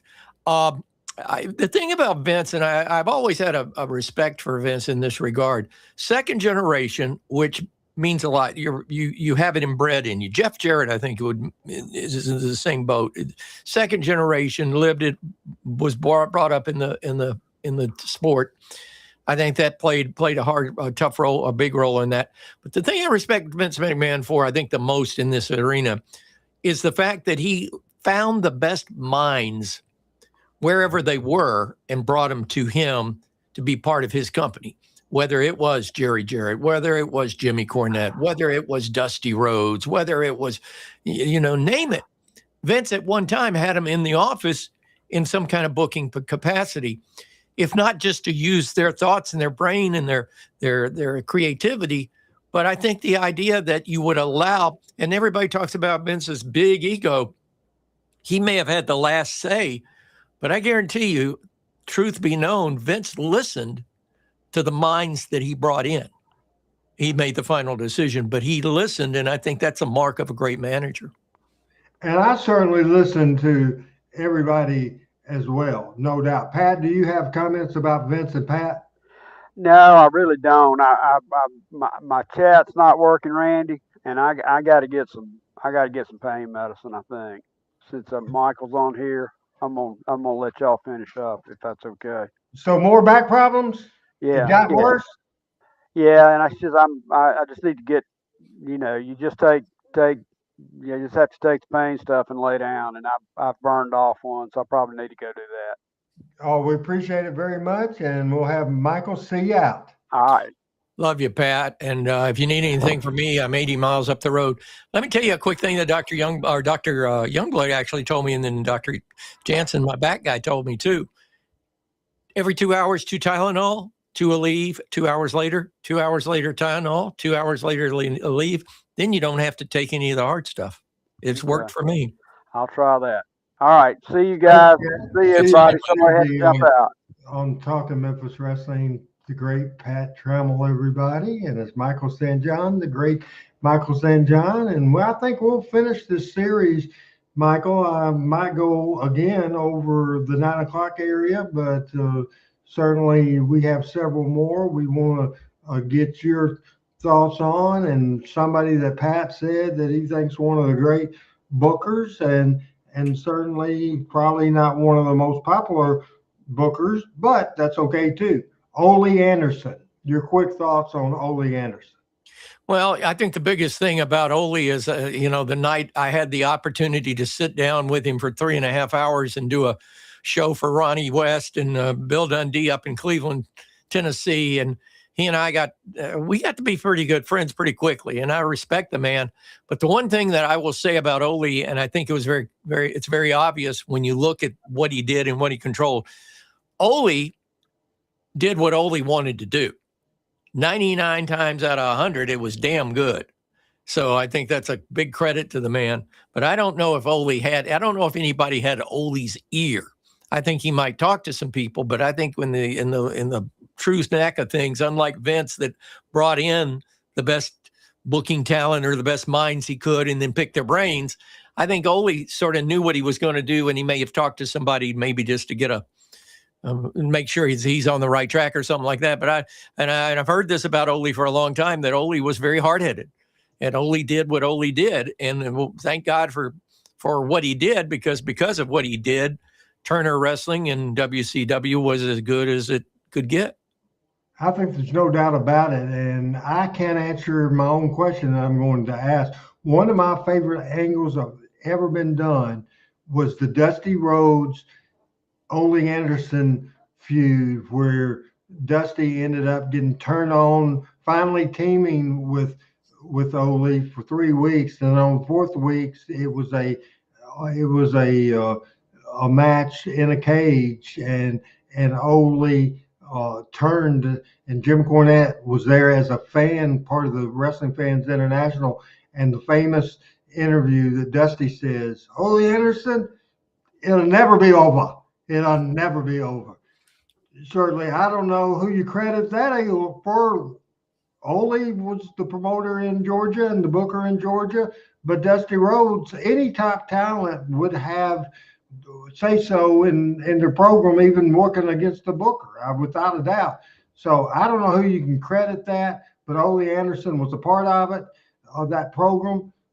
So I would give him high marks, but he was one of the people who didn't change with the time. The next person somebody mentioned earlier, Paul Lee, known for his ECW days and creating that, and it was a viable thing. And then he gave a lot of talent break on his TV that ended up in WWE or WCW.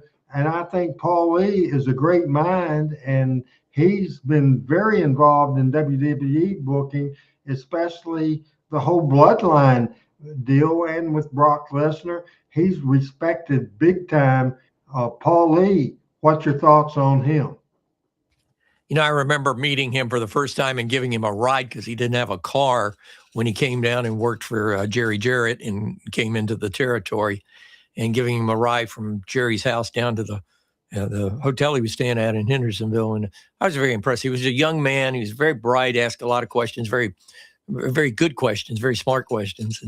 And I had a chance to spend a little time with him while he was in the territory. And you could see that there was that this guy was more than your normal average guy, a wrestling guy that would come in, because he had such a widespread knowledge even then of the business. And I agree with you wholeheartedly. I mean, there are a lot of people that put down ECW for what it did, what it was. It was an alternative to the norm. It probably gave a lot of people out there new thoughts, new ideas, new venues, new avenues of which to pursue wrestling angles. And what happened in the ring, it was more violent, which I think he learned a lot of that from Memphis. I think, if the truth be known, if you and I had him on this show, or you had him on this show, I think he would admit that Memphis was a very fallow ground for his knowledge base about how to shoot an angle, how to run a program, how to do TV, how to treat the talent. And I agree. I agree with you wholeheartedly. That's a long answer to a short question, but I would have to put Paul Lee in the top 10 nationwide without a doubt. I think there's no doubt about it. And somebody that lost your audio, Randy. Hello? There you go. Got it back. Yeah, it was showing. I had audio. I don't know what happened there. Somebody mentioned something last week, and I am going to put his picture on here right now. And I think this guy had success, and I think he started the so successful feud. Then he left the territory. He started the Freebirds against the Von Erichs. Gary Hart booked different places, and I never met Gary, but certainly he's very respected. Did you ever run into Gary Hart? Believe it or not, I ran into Gary and worked with Gary when the misconceived notion of a marriage between Memphis Wrestling and Georgia Championship culminated in Chattanooga. And I went down to Atlanta for a couple of the shows with Gordon Soley and met him then. I actually had a chance to talk with Gary for about 15 minutes. And again, very much like Paul Lee Dangerly, very like a Jim Cornette, a brilliant mind. And what comes out of brilliant minds come normally brilliant ideas. And it applies to wrestling as well. So I'll agree Gary Hart was very good. I don't think Gary Hart had a long tenure, though. at doing it. I think he was more of the manager behind the scenes, maybe with ideas, but as far as booking and putting things together, I'm not aware that he did that kind of thing on a long term. But he was a good idea guy and very successful, and started the ball running for the Von Erich deal. And we will talk about other guys as well as we get to the pictures. Another guy that I think did a great job in Knoxville and both ends of Southeastern Wrestling in Birmingham and Pensacola and Mobile and in Dothan. Ron Fuller, great. Robert Fuller, his brother, certainly we talked about him booking Memphis. He had success. And the other part of that team, certainly that was very important, was Bob Armstrong. So my second favorite territory out of Memphis, I would say the Fuller territories was most similar to Memphis. Welch, Roy, the Fullers, that had something to do with it. Ron Fuller was the businessman of the bunch. Bob Armstrong used to help book as well, and I think the Fullers, and that's one of my favorite territories. I would agree with that, and I'd agree with it for all the reasons you just mentioned. And remember, Buddy Fuller was the booker for Nick back in the day. And of course, Ron, obviously bloodline, family, so forth, inherited that.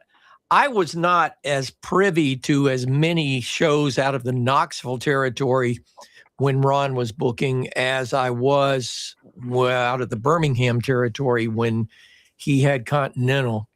But I have heard, and people like Bo James have mentioned, that the territories were extremely similar in the way that they ran the programs and so forth and so on. So I would give credit that Ron is a good booker.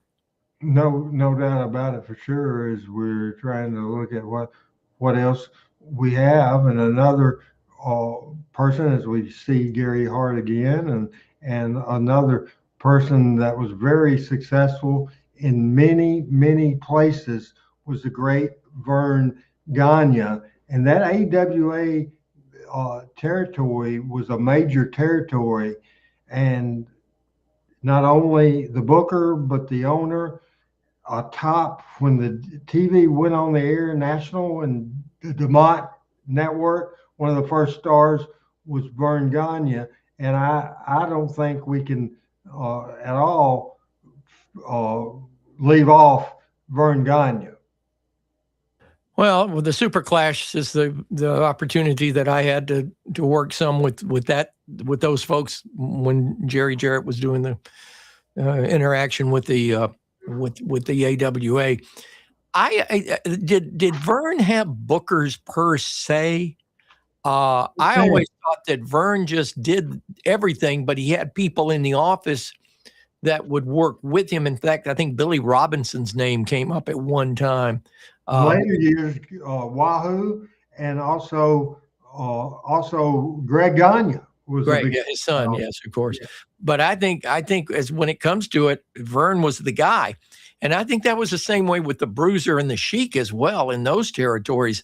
I think the Bruiser controlled his territory from the booking standpoint, from the first match to the lights out, and then the same thing with the Sheik. I know the Sheik was that way in Detroit, because when I had an opportunity to talk with him and ride with him and drive him around for the times he was in Nashville, it was pretty obvious that he had total control of what happened in the Detroit, Northern Ohio area that he booked, of course.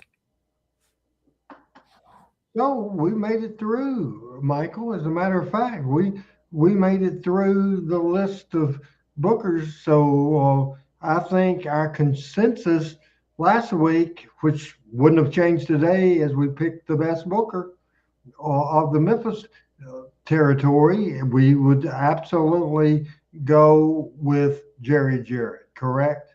Oh, absolutely. No doubt about it. We didn't touch on, I don't know if you brought up the Dallas territory when I wasn't here, but the Dallas territory, we had Eric Embry in Dallas at one time, but that was later on. Before that, it was all Fritz von Erich. And then in Houston, there was Paul Bosch and I forget the other competition. But I spent a little bit of time. I spent 2 years in Arizona, and there was a booker that booked the Phoenix area. He booked Phoenix, Tucson, Albuquerque, Las Vegas, and I can't remember his name. He was the promoter and the booker. And the guy in Los Angeles, there's a name, and I know Ernesto was out there. Tom Ernesto booked for the Los Angeles territory for a while. And I know, but in the heyday of the Los Angeles territory, in the days of Pepper Gomez and Jose Lothario and I think Ray Stevens was in that bunch and so forth, that was a pretty hot territory on the West Coast for a while. And of course, it dissipated long before the rest of the territories did. Somebody's asking the main booker in Mid-Atlantic, the person that changed it from a tag team territory to a singles territory and had a hell of a run, brought Ric Flair in, brought Blackjack Mulligan in, Johnny Valentine in, George Scott. And he was the first booker for Vince McMahon and national expansion. He later became, once Turner bought Jim Crockett Promotions, he booked the World Championship Wrestling, WCW, but it was obviously he hadn't watched wrestling in 10 years, and he did not have a good run at all. So when you agree with me, I'm sure, for Memphis, you say Jerry Jarrett, no doubt. Hands down. Jerry Jarrett was outstanding. And Bill Dundee, I think Bill Dundee did a great job for Bill Watts and New Orleans and all that area when he was out there. And I think Dundee would be on that list. And, we named a bunch of others. If we could, let's bring this around to today and the role of the booker today, especially in the national scene with AEW, with WWE, perhaps even with TNA. I don't know who else we would throw in there. But is the role of the booker really changed now that MMA's involved with WWE? Tony, I'm sure Tony has a lot of folks that he listens to, but Tony is the booker, in my opinion, for AEW. I think he has his finger on the pulse of everything that AEW shows. And it makes me wonder with the product now that's on TV with both of them. And I'm gonna shoot on this, Randy, and I apologize before doing this, but I watched 10 minutes of Monday Night Raw last night. And I turned 0 minutes. Well, I turned it off. And one of the reasons they were in London, they were at the O2 Arena. It's a different atmosphere because the fans act differently in Europe. And, the way they started out the show just left me with a thud. It just was like, why are you watching this? I feel like, and when I turned it off, I felt like I'd wasted 10 minutes of my time. And they had two of their, I guess, big stars now, Obi-Femi, the big gigantic I don't even know if he's African-American black wrestler, and Jey Uso. And I'm sorry, but I don't know who's calling the shots there, but and about a week ago, I watched about the same amount of time of the AEW Wednesday night show. And I got news for you. Unless I see Jeff Jarrett on that show within the first 10 or 15 minutes, I don't follow it. And I'm a wrestling fan from, how you and I are cut out of the same cloth when it comes to this. We are devoted to this sport. And to have this going on in the biggest territories, the ones that are supposedly making the most money, makes me wonder where they're going to sit 12 months from now, 24 months from now. People remember as a fan what you grew up with, and when you first got in business, what you grow up with, and so I would guess that people, I'd say from maybe 57 to 60 years old and up, don't like the current product. And I always used to say that I didn't want to be the guy that got old and then was anti the new product. I thought Jerry Jarrett evolved, but kept the basic theory of how to draw money in his head.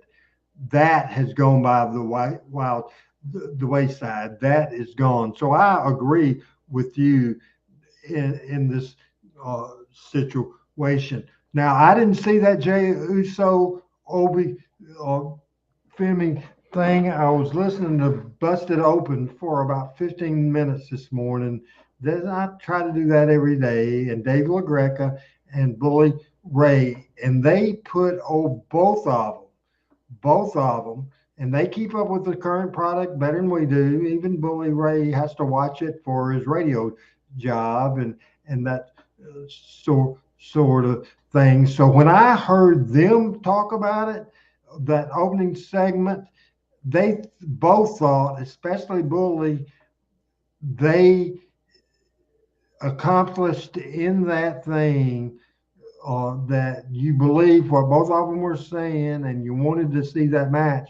They put it over so big. I'm thinking, I'm going to try to find that on YouTube and watch that. But at the same time, I would like our audience to give thoughts of what they thought about the thing last night. So you make me not want to watch it. Saying, but they really, it got over with them.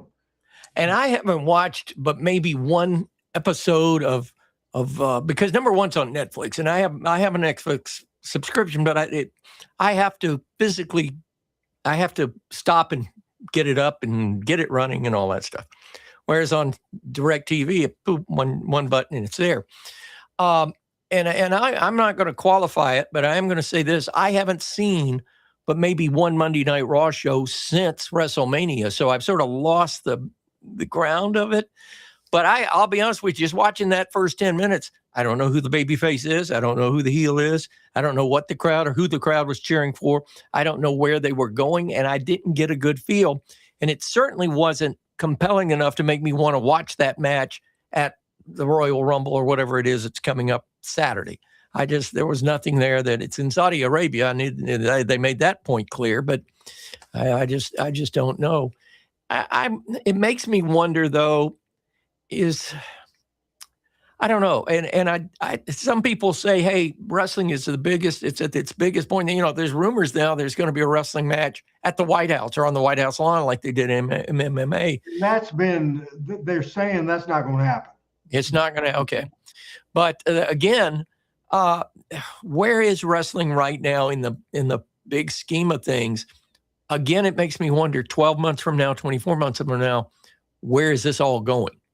And, quite frankly, some of the biggest talent in WWE have gotten long in the tooth. I mean, and people like Cena have retired and I just wonder how much longer they can ride the Roman Reigns train. And Roman is a great talent, an incredible talent. But he's getting older, and the Usos is 40 years old. Yeah, and I mean, Brock Lesnar is in his last thing, so they're pushing people like Jey Uso, and they're pushing people like Obi Femi, and that sort of thing. Well, LA Knight. I mean, he's got a gimmick, but he doesn't. You hit the nail on the head. He's got a gimmick. But he doesn't do anything for me as a professional wrestler. So, and I'm anxious, and to be honest with you, I'm anxious. We're promoting pretty big the show this Friday here in Huntsville with the Southern States Wrestling, and I'm anxious. I did see a show at the fairgrounds in Coffee County, Tennessee last year, and there were a couple of young men on that card and one young woman that were impressive to me. So I'm sort of anxious to see what this goes, but I just don't have a passion right now, and I don't think I've lost my love for the business, but I don't have a passion right now for watching the current product on national television, and I don't know. I hope that wrestling hasn't gone beyond what my interests are. But again, I'm not seeing another point too, if I can make this, Randy, is that the AEW ran a show here at the end of May. We promoted it. There were some ticket giveaways. And normally you hear after a show like that, they have a TV taping at the Von Braun Center. You give away. People respond to you. They give you feedback. Thanks for the tickets. It was a great show. It was this. It was that. Zero comments. I didn't hear one comment from anybody that won. I didn't hear any comment from anybody that went. It was like they had the event and that was it. I mean, I don't know. It's just, and maybe it's the sign of the times. Maybe summer, who knows? It's just different. And summer used to be the territories, especially the Memphis territory. I forgot one guy that I got a graphic of that I didn't talk about, and I want to talk about this guy because Bill Watts always had different bookers. Well, another guy that I thought I had a picture of, I don't, is Ken Mantell. Ken Mantell booked different places as well, and even though Gary Hart got the Freeburg Von Erich thing going, then Ken Mantell did that. Then Ken Mantell also booked for Bill Watts. Again, Bill Watts, no matter if it was Bill Dundee or whoever it was, always was had his voice and was at every TV and was very involved. But he would get different people. One of the bookers he had, and this is who Bill Dundee replaced in 1984. End 83, started 1984. Big Cat Ernie Ladd booked for Bill Watts many different times. And honestly, Michael, you can help me, and our audience can help me on this. Ernie Ladd, that's the only territory that I can think of that he did book, but he booked it several different times, and Bill Watts loved him. Ladd was a great talent. It was very unusual because if you can tell me others, I wish you would. African-American gentleman being a booker in a territory was not a usual situation. It was not a usual situation. So do you have any thoughts on that, on Ernie Ladd booking, and did you even know it? I knew it. I've been told that. It's nothing that stands out in my mind as he did this or he did that. He was a great professional football player with the Chargers and later with the Oilers. And I think he went to Grambling, if I'm not mistaken, which is in Louisiana. And so he probably had a good probably had a good feel for the territory and the fact that he knew the area.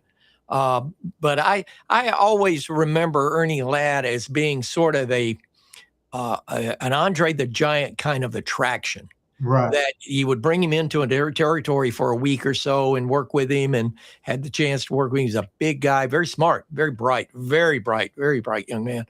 And you would have but he would move, and I know I remember him coming to the Los Angeles area and the Phoenix area and working there. I remember when he went to New York.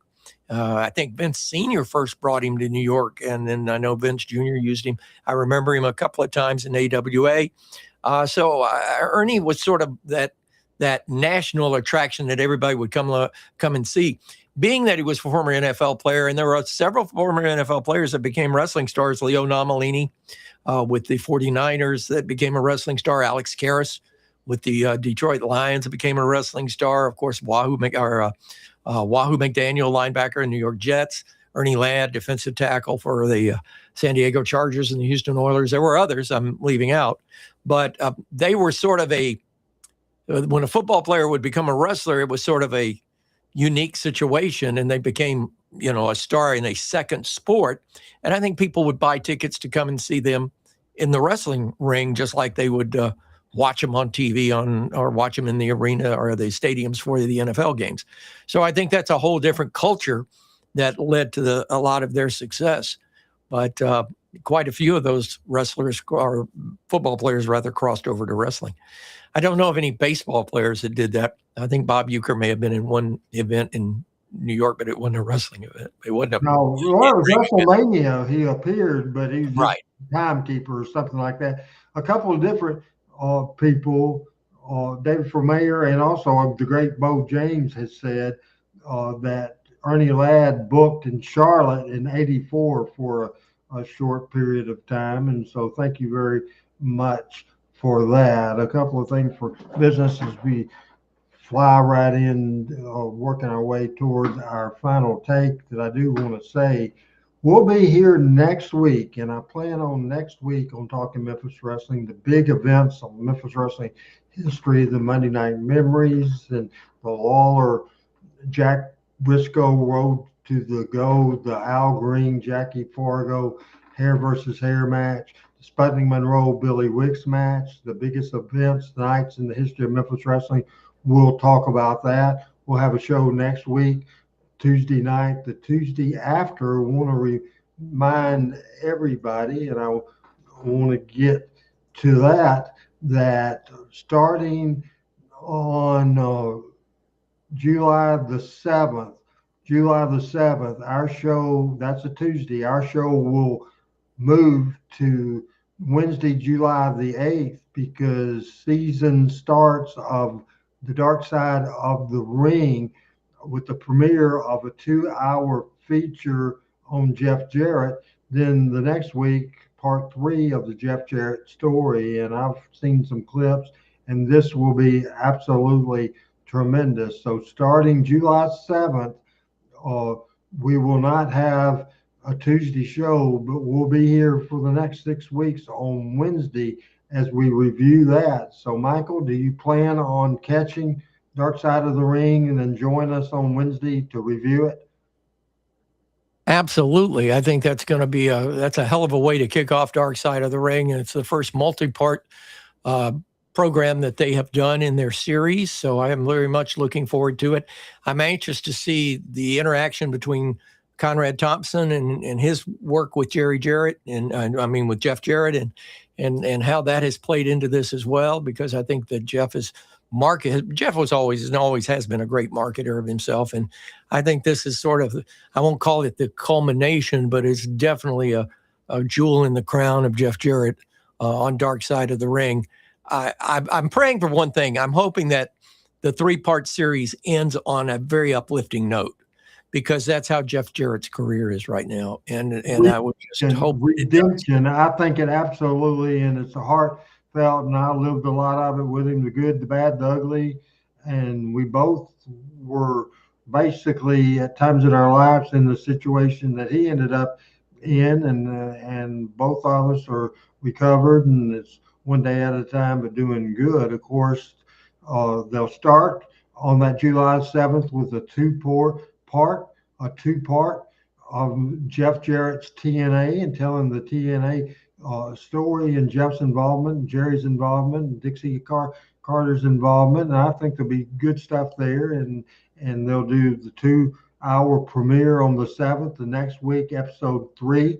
We'll also hear from the Necro Butcher, Samoan Joe feud, Big Boss Man, the Renegade, Paul Orndorff, Missy Hyatt, and Zach Gowen. I think absolutely Jeff interested in watching that, interested in how they would deal with Missy Hyatt. And I heard, I don't know if we mentioned this last week or not, Michael, but I heard a little preview on Cornette was talking to the producer of Dark Side of the Ring, and I don't know if you saw that episode or not. They were talking in depth about everybody, but they were talking about Paul Orndorff, and he got injured and was in a nursing home, and he was in other businesses outside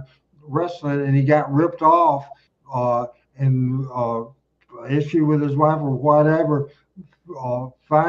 Finally, his son, who certainly did a role that I've done in my life, a caregiver for an elderly person. I did it with my mother, did it with my dad as an 18-year-old, did it with Eddie marlin. It takes a different breed to do that, but it's so worthwhile. But apparently, Paul Orndorff's son uh, ended up checking him out wherever he was and moving him in with him. And so his last days, his son was a big part of that. I'm interested the real human stories, the Jeff Jarrett story and the Paul Orndorff story.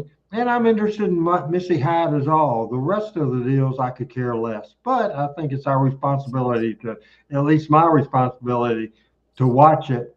These guys work hard at it, putting these together. And so I'm going to give them all a chance.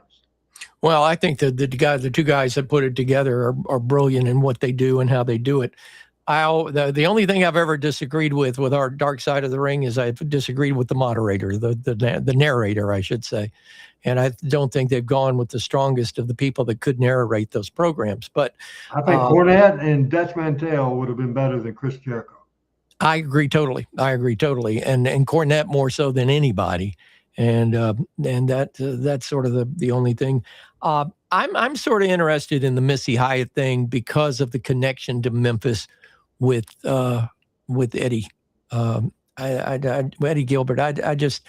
I think there's a neat story to be told there. I've listened to one of the podcasts that she did talking about her involvement in her marriage to Eddie, and how, and I think Missy has been married multiple times, and she has a soft spot, at least in what she was talking about there, a very soft spot in her heart about Eddie and what a great person he was, what a nice person he was. And I was never married to Eddie Gilbert, but I can tell you this: in working with Eddie Gilbert, I could certainly see where that would be the case, because he was a very, very nice, tremendously talented individual that we lost way too soon. Absolutely, for sure. And to make Bo happy, this is how we're going to end the show, and we're going to say legendary wrestling. Who is that scary guy on that thing? God, that isn't the best picture in the world. I didn't really pay too much attention to it. I'm like, my wife said it, and she said, "Oh, that's scary." I went, "Yeah, you're right." I love the graphics though, but next time, Bo, please, I'll send you a newer picture or something. Something I might have. I look scary there. It will come up Friday, June 26th. In the largest city in Alabama, the fastest growing city maybe in the country. Michael will talk about that in just a second. It's at the JC Community Building at 2180 Airport Road Southwest in Huntsville, Alabama. It's this Friday night. It's a big show. Bo sent me the TV. He did a great job of promoting it. It's a 30-minute power half hour. But in that power half hour, he did a great job with commercials. He's really working hard. He said he's never papered or postered a town better than he has this. This is very important because we talk on this show all the time, bring our wrestling back. And he has a great TV station in North Alabama, CW15, being sponsored by the great Group of Fun Radio. He'll have Michael St. John in the house, who is a celebrity in the Huntsville area.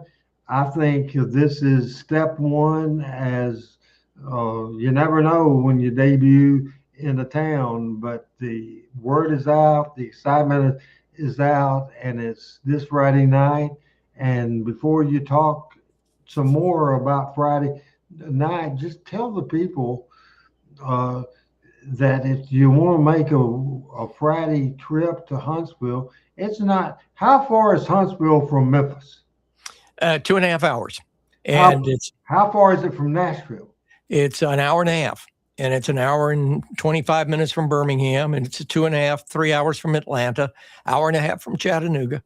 I'll tell you, it's a neat event. Where I was saying that we hadn't heard anything about the AEW show, that we've been giving away some tickets for the SSW show Friday night, and we have gotten response about it. And we've gotten response from listeners that are watching the TV on Saturday night. So to me, that connection is being made. I think if we get good weather, which we're supposed to have, it's in a great area of town. It's in John Hunt Park. The JC building was the last building that was run with weekly wrestling in Huntsville. It's a great place. It's air conditioned, plenty of parking, and it's in a very safe area. In fact, my son is on the Huntsville Police Department, and he's going to be at the event because he's part of the Huntsville Police Department. But anyway, it's easy to get to. There's not a lot of traffic. It's easy to get in and to get out. There's 4 ways to get to it, and I think from the logistics standpoint, it's really good. I think from the product that Bo has been showing on TV, I think this is a wrestling company and a wrestling group that is going to appeal to not only the old school fans, but to the families that may have gone to wrestling shows in the past and been disappointed. One of the things I know that I've heard, not with this last AEW show, but the time before, is they had a match that involved thumbtacks and lightning tubes. And there were a lot of kids that were at the Von Braun Center for that event. And boy, I heard, gosh, I mean, they got just lambasted by people that just were sick at their stomach and very turned off about they would do that in front of a lot of kids, and that the language got a little risque, loud, rough. So I think Bo's doing he's hitting all the right buttons, and I think he's going to have a good turnout. Do I think it'll be a sellout? I hope it is, but I think there's going to be a really good turnout to this because the vibe is there. It's a groundswell right now, but I think it's well timed, and he has some talent. There's some talent in this group that will go on to bigger and better things. Not least to mention the world's ladies champion, who happens to be his wife. She's good. She's good. She's good and getting better. Hey, and one thing I want to add into this, because you were mentioning about that graphic and how great it was, except you didn't like it. I appreciate it. You didn't like the picture. However, Bo will always switch the heat. Always, right or wrong, will always switch the heat. He won't take blame for nothing.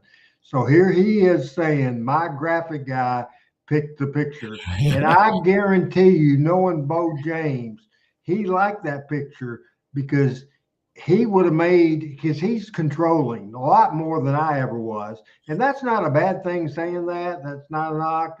It's just, I let my graphic, like James Estes was basically, and Brandon Baxter did most of my graphics because I couldn't do my own graphics. Now, Bo, I know, is pretty good at doing graphics. He says my graphic guy picked the picture.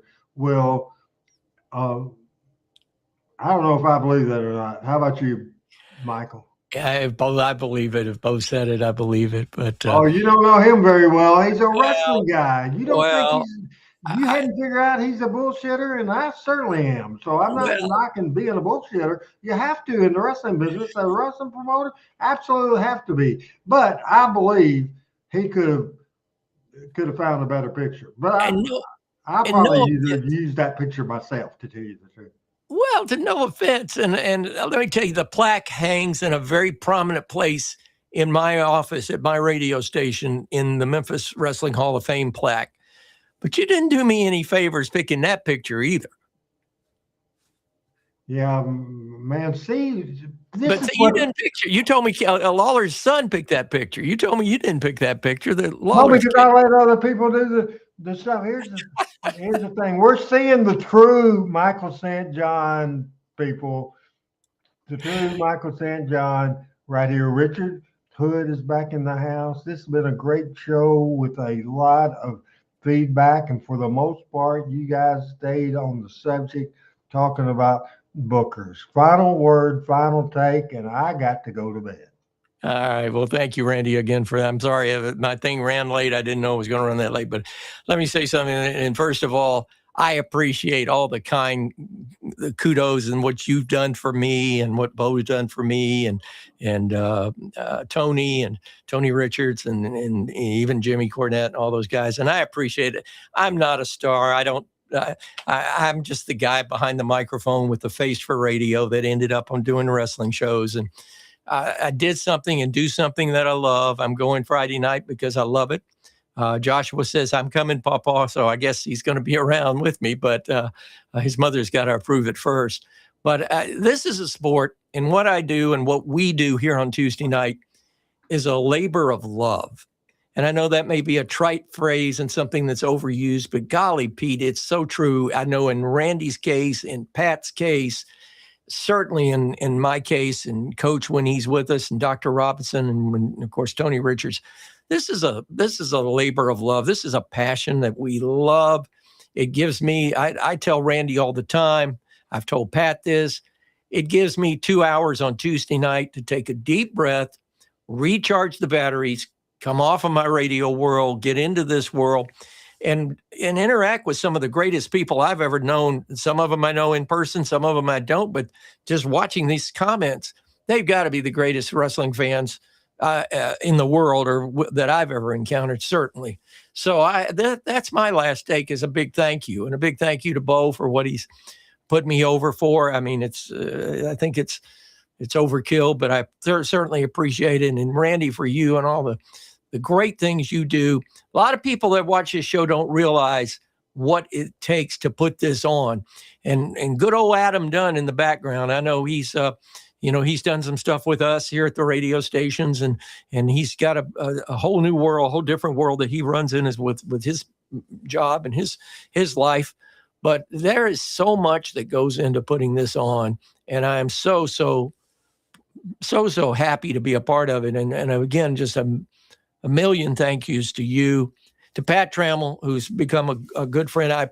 I'm worried about Pat. I'm not going to lie to you. And that's one of the reasons I even called him yesterday. I want to check on him because I know he has been having some physical struggles, and that's not the Pat I know. And then we got to get him up and at 100% well. And if it's his back, we got to get his back fixed. And I have such admiration for him. One of the smartest minds I've met in the past 30 years, without a doubt. And a big thank you to the people that put up with this and watch this and are here week after week. I really respect you, and thank you for the passion that you give the sport of professional wrestling. And we wouldn't be around without you. So that's sort of my last take, and I hope I didn't get too winded on it, but I get winded just about every time I talk. But thank you again, Randy, and for the entire crew. Thank you very, very much for allowing me to be a part of it. Pat Rose just sent a thing, and the next evolution in professional wrestling, the next second generation wrestler. I don't know. I'm sure you met Pat Rose's son, Ty, sing the national anthem for us at the Hall of Fame thing and did a fantastic job. He is wrestling now, and Pat is so proud of him. Also, Bo has comments for Michael. He said, Michael, hundreds of posters and 3,000 postcards out in the Huntsville area with the Fun Radio logo on it. So that is a good thing. As Bo, smart promoter, and giving credit to his media partners for sure. And I'm a big fan of that. And I think that's very important as well. This has been fun. Adam Dunn was traveling for work today, Michael, and I found out 30 minutes before the show, and I apologize. I think I just made one screw up on production today, so that's better than I usually do when I have to produce a show. But then certainly Pat helped the first half when I was doing production stuff, and Michael when he came in. So I was glad that you talked as much as you did talk, because I had other stuff to do, and we missed Michael. I mean, we missed Michael that first hour, but we also missed Adam Dunn that missed the whole show, and we went 22 minutes late. But this has been fun, and Michael, we'll see you next Tuesday. It will be our last Tuesday show for a while. We'll be on Wednesday for about 6 weeks or 7 weeks, something like that. And so I'm looking forward to that as well. And I want to make sure that I'm getting all the comments. And Ty Rose this is interesting Michael, that his son Ty is opening for Struggle Jennings Friday night. Big show. His son Ty's opening for him. I've heard of Shooter Jennings. Is Shooter Jennings and Struggle Jennings the same person? Do you have any idea, Mike? That's the first time. I'm sorry, I'm out of touch on that. I couldn't answer that. Well, I appreciate you being with us. This has been fun. The kid, go ahead and let's give credit to the young man that was signed for college, and let's say his name right now. The event you did before you came on the show. Stafford Willis, an offensive lineman for the Arabian Knights, the Arab high school football team. He'll be a senior this year, and he is only the third Division I commitment that this high school has had in the 27, now going on 28 years I've called play-by-play for. And he and his family, a wonderful family, a very faith-based family. They had the event at the gymnasium at the school, and they had probably a good 300 people there. And he announced he had University of Virginia, Virginia Tech, South Carolina, UCLA, and Alabama to pick from, and I bet you can't guess who he picked. Who they pick? Alabama.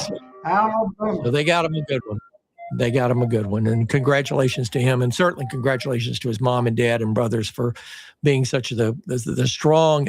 Anytime you see a kid do this, a lot of times you see them and the parents are, they're not part of a group, a family and this is a family that went through this recruiting process together, and a very loving family and a supportive family, and couldn't ask for better folks. So congratulations. And I can only hope Matthew has a successful senior season and goes on and does well at his college of choice, the University of Alabama. For Pat Trammell, for the great Michael St. John, this is Randy Hales. We missed out on Dunn. Good luck to Bo James. And again, I am trying to think this as Pat Rhodes says that struggle and shooter's not the same. And Bo says struggle is a cousin. And I'm a big Waylon Jennings fan. Love country music. And of course, Michael has a country music station. I bet you don't program it. That my wife programs and does a hell of a job with. And I heard it's a popular station there in Huntsville. It's very, very much so. Very much so. And it's hers. I'm telling you, all I do is she tells me what to play, and she does the advertising, and I just produce it. That's it. And that's very successful because of that. Because of her. Thank you, Michael. Thank you, everybody. The audience hit a home run tonight. I appreciate your participation. Guys, we're out of here again for Michael. Randy Hill's here. Good night. We're talking Memphis wrestling.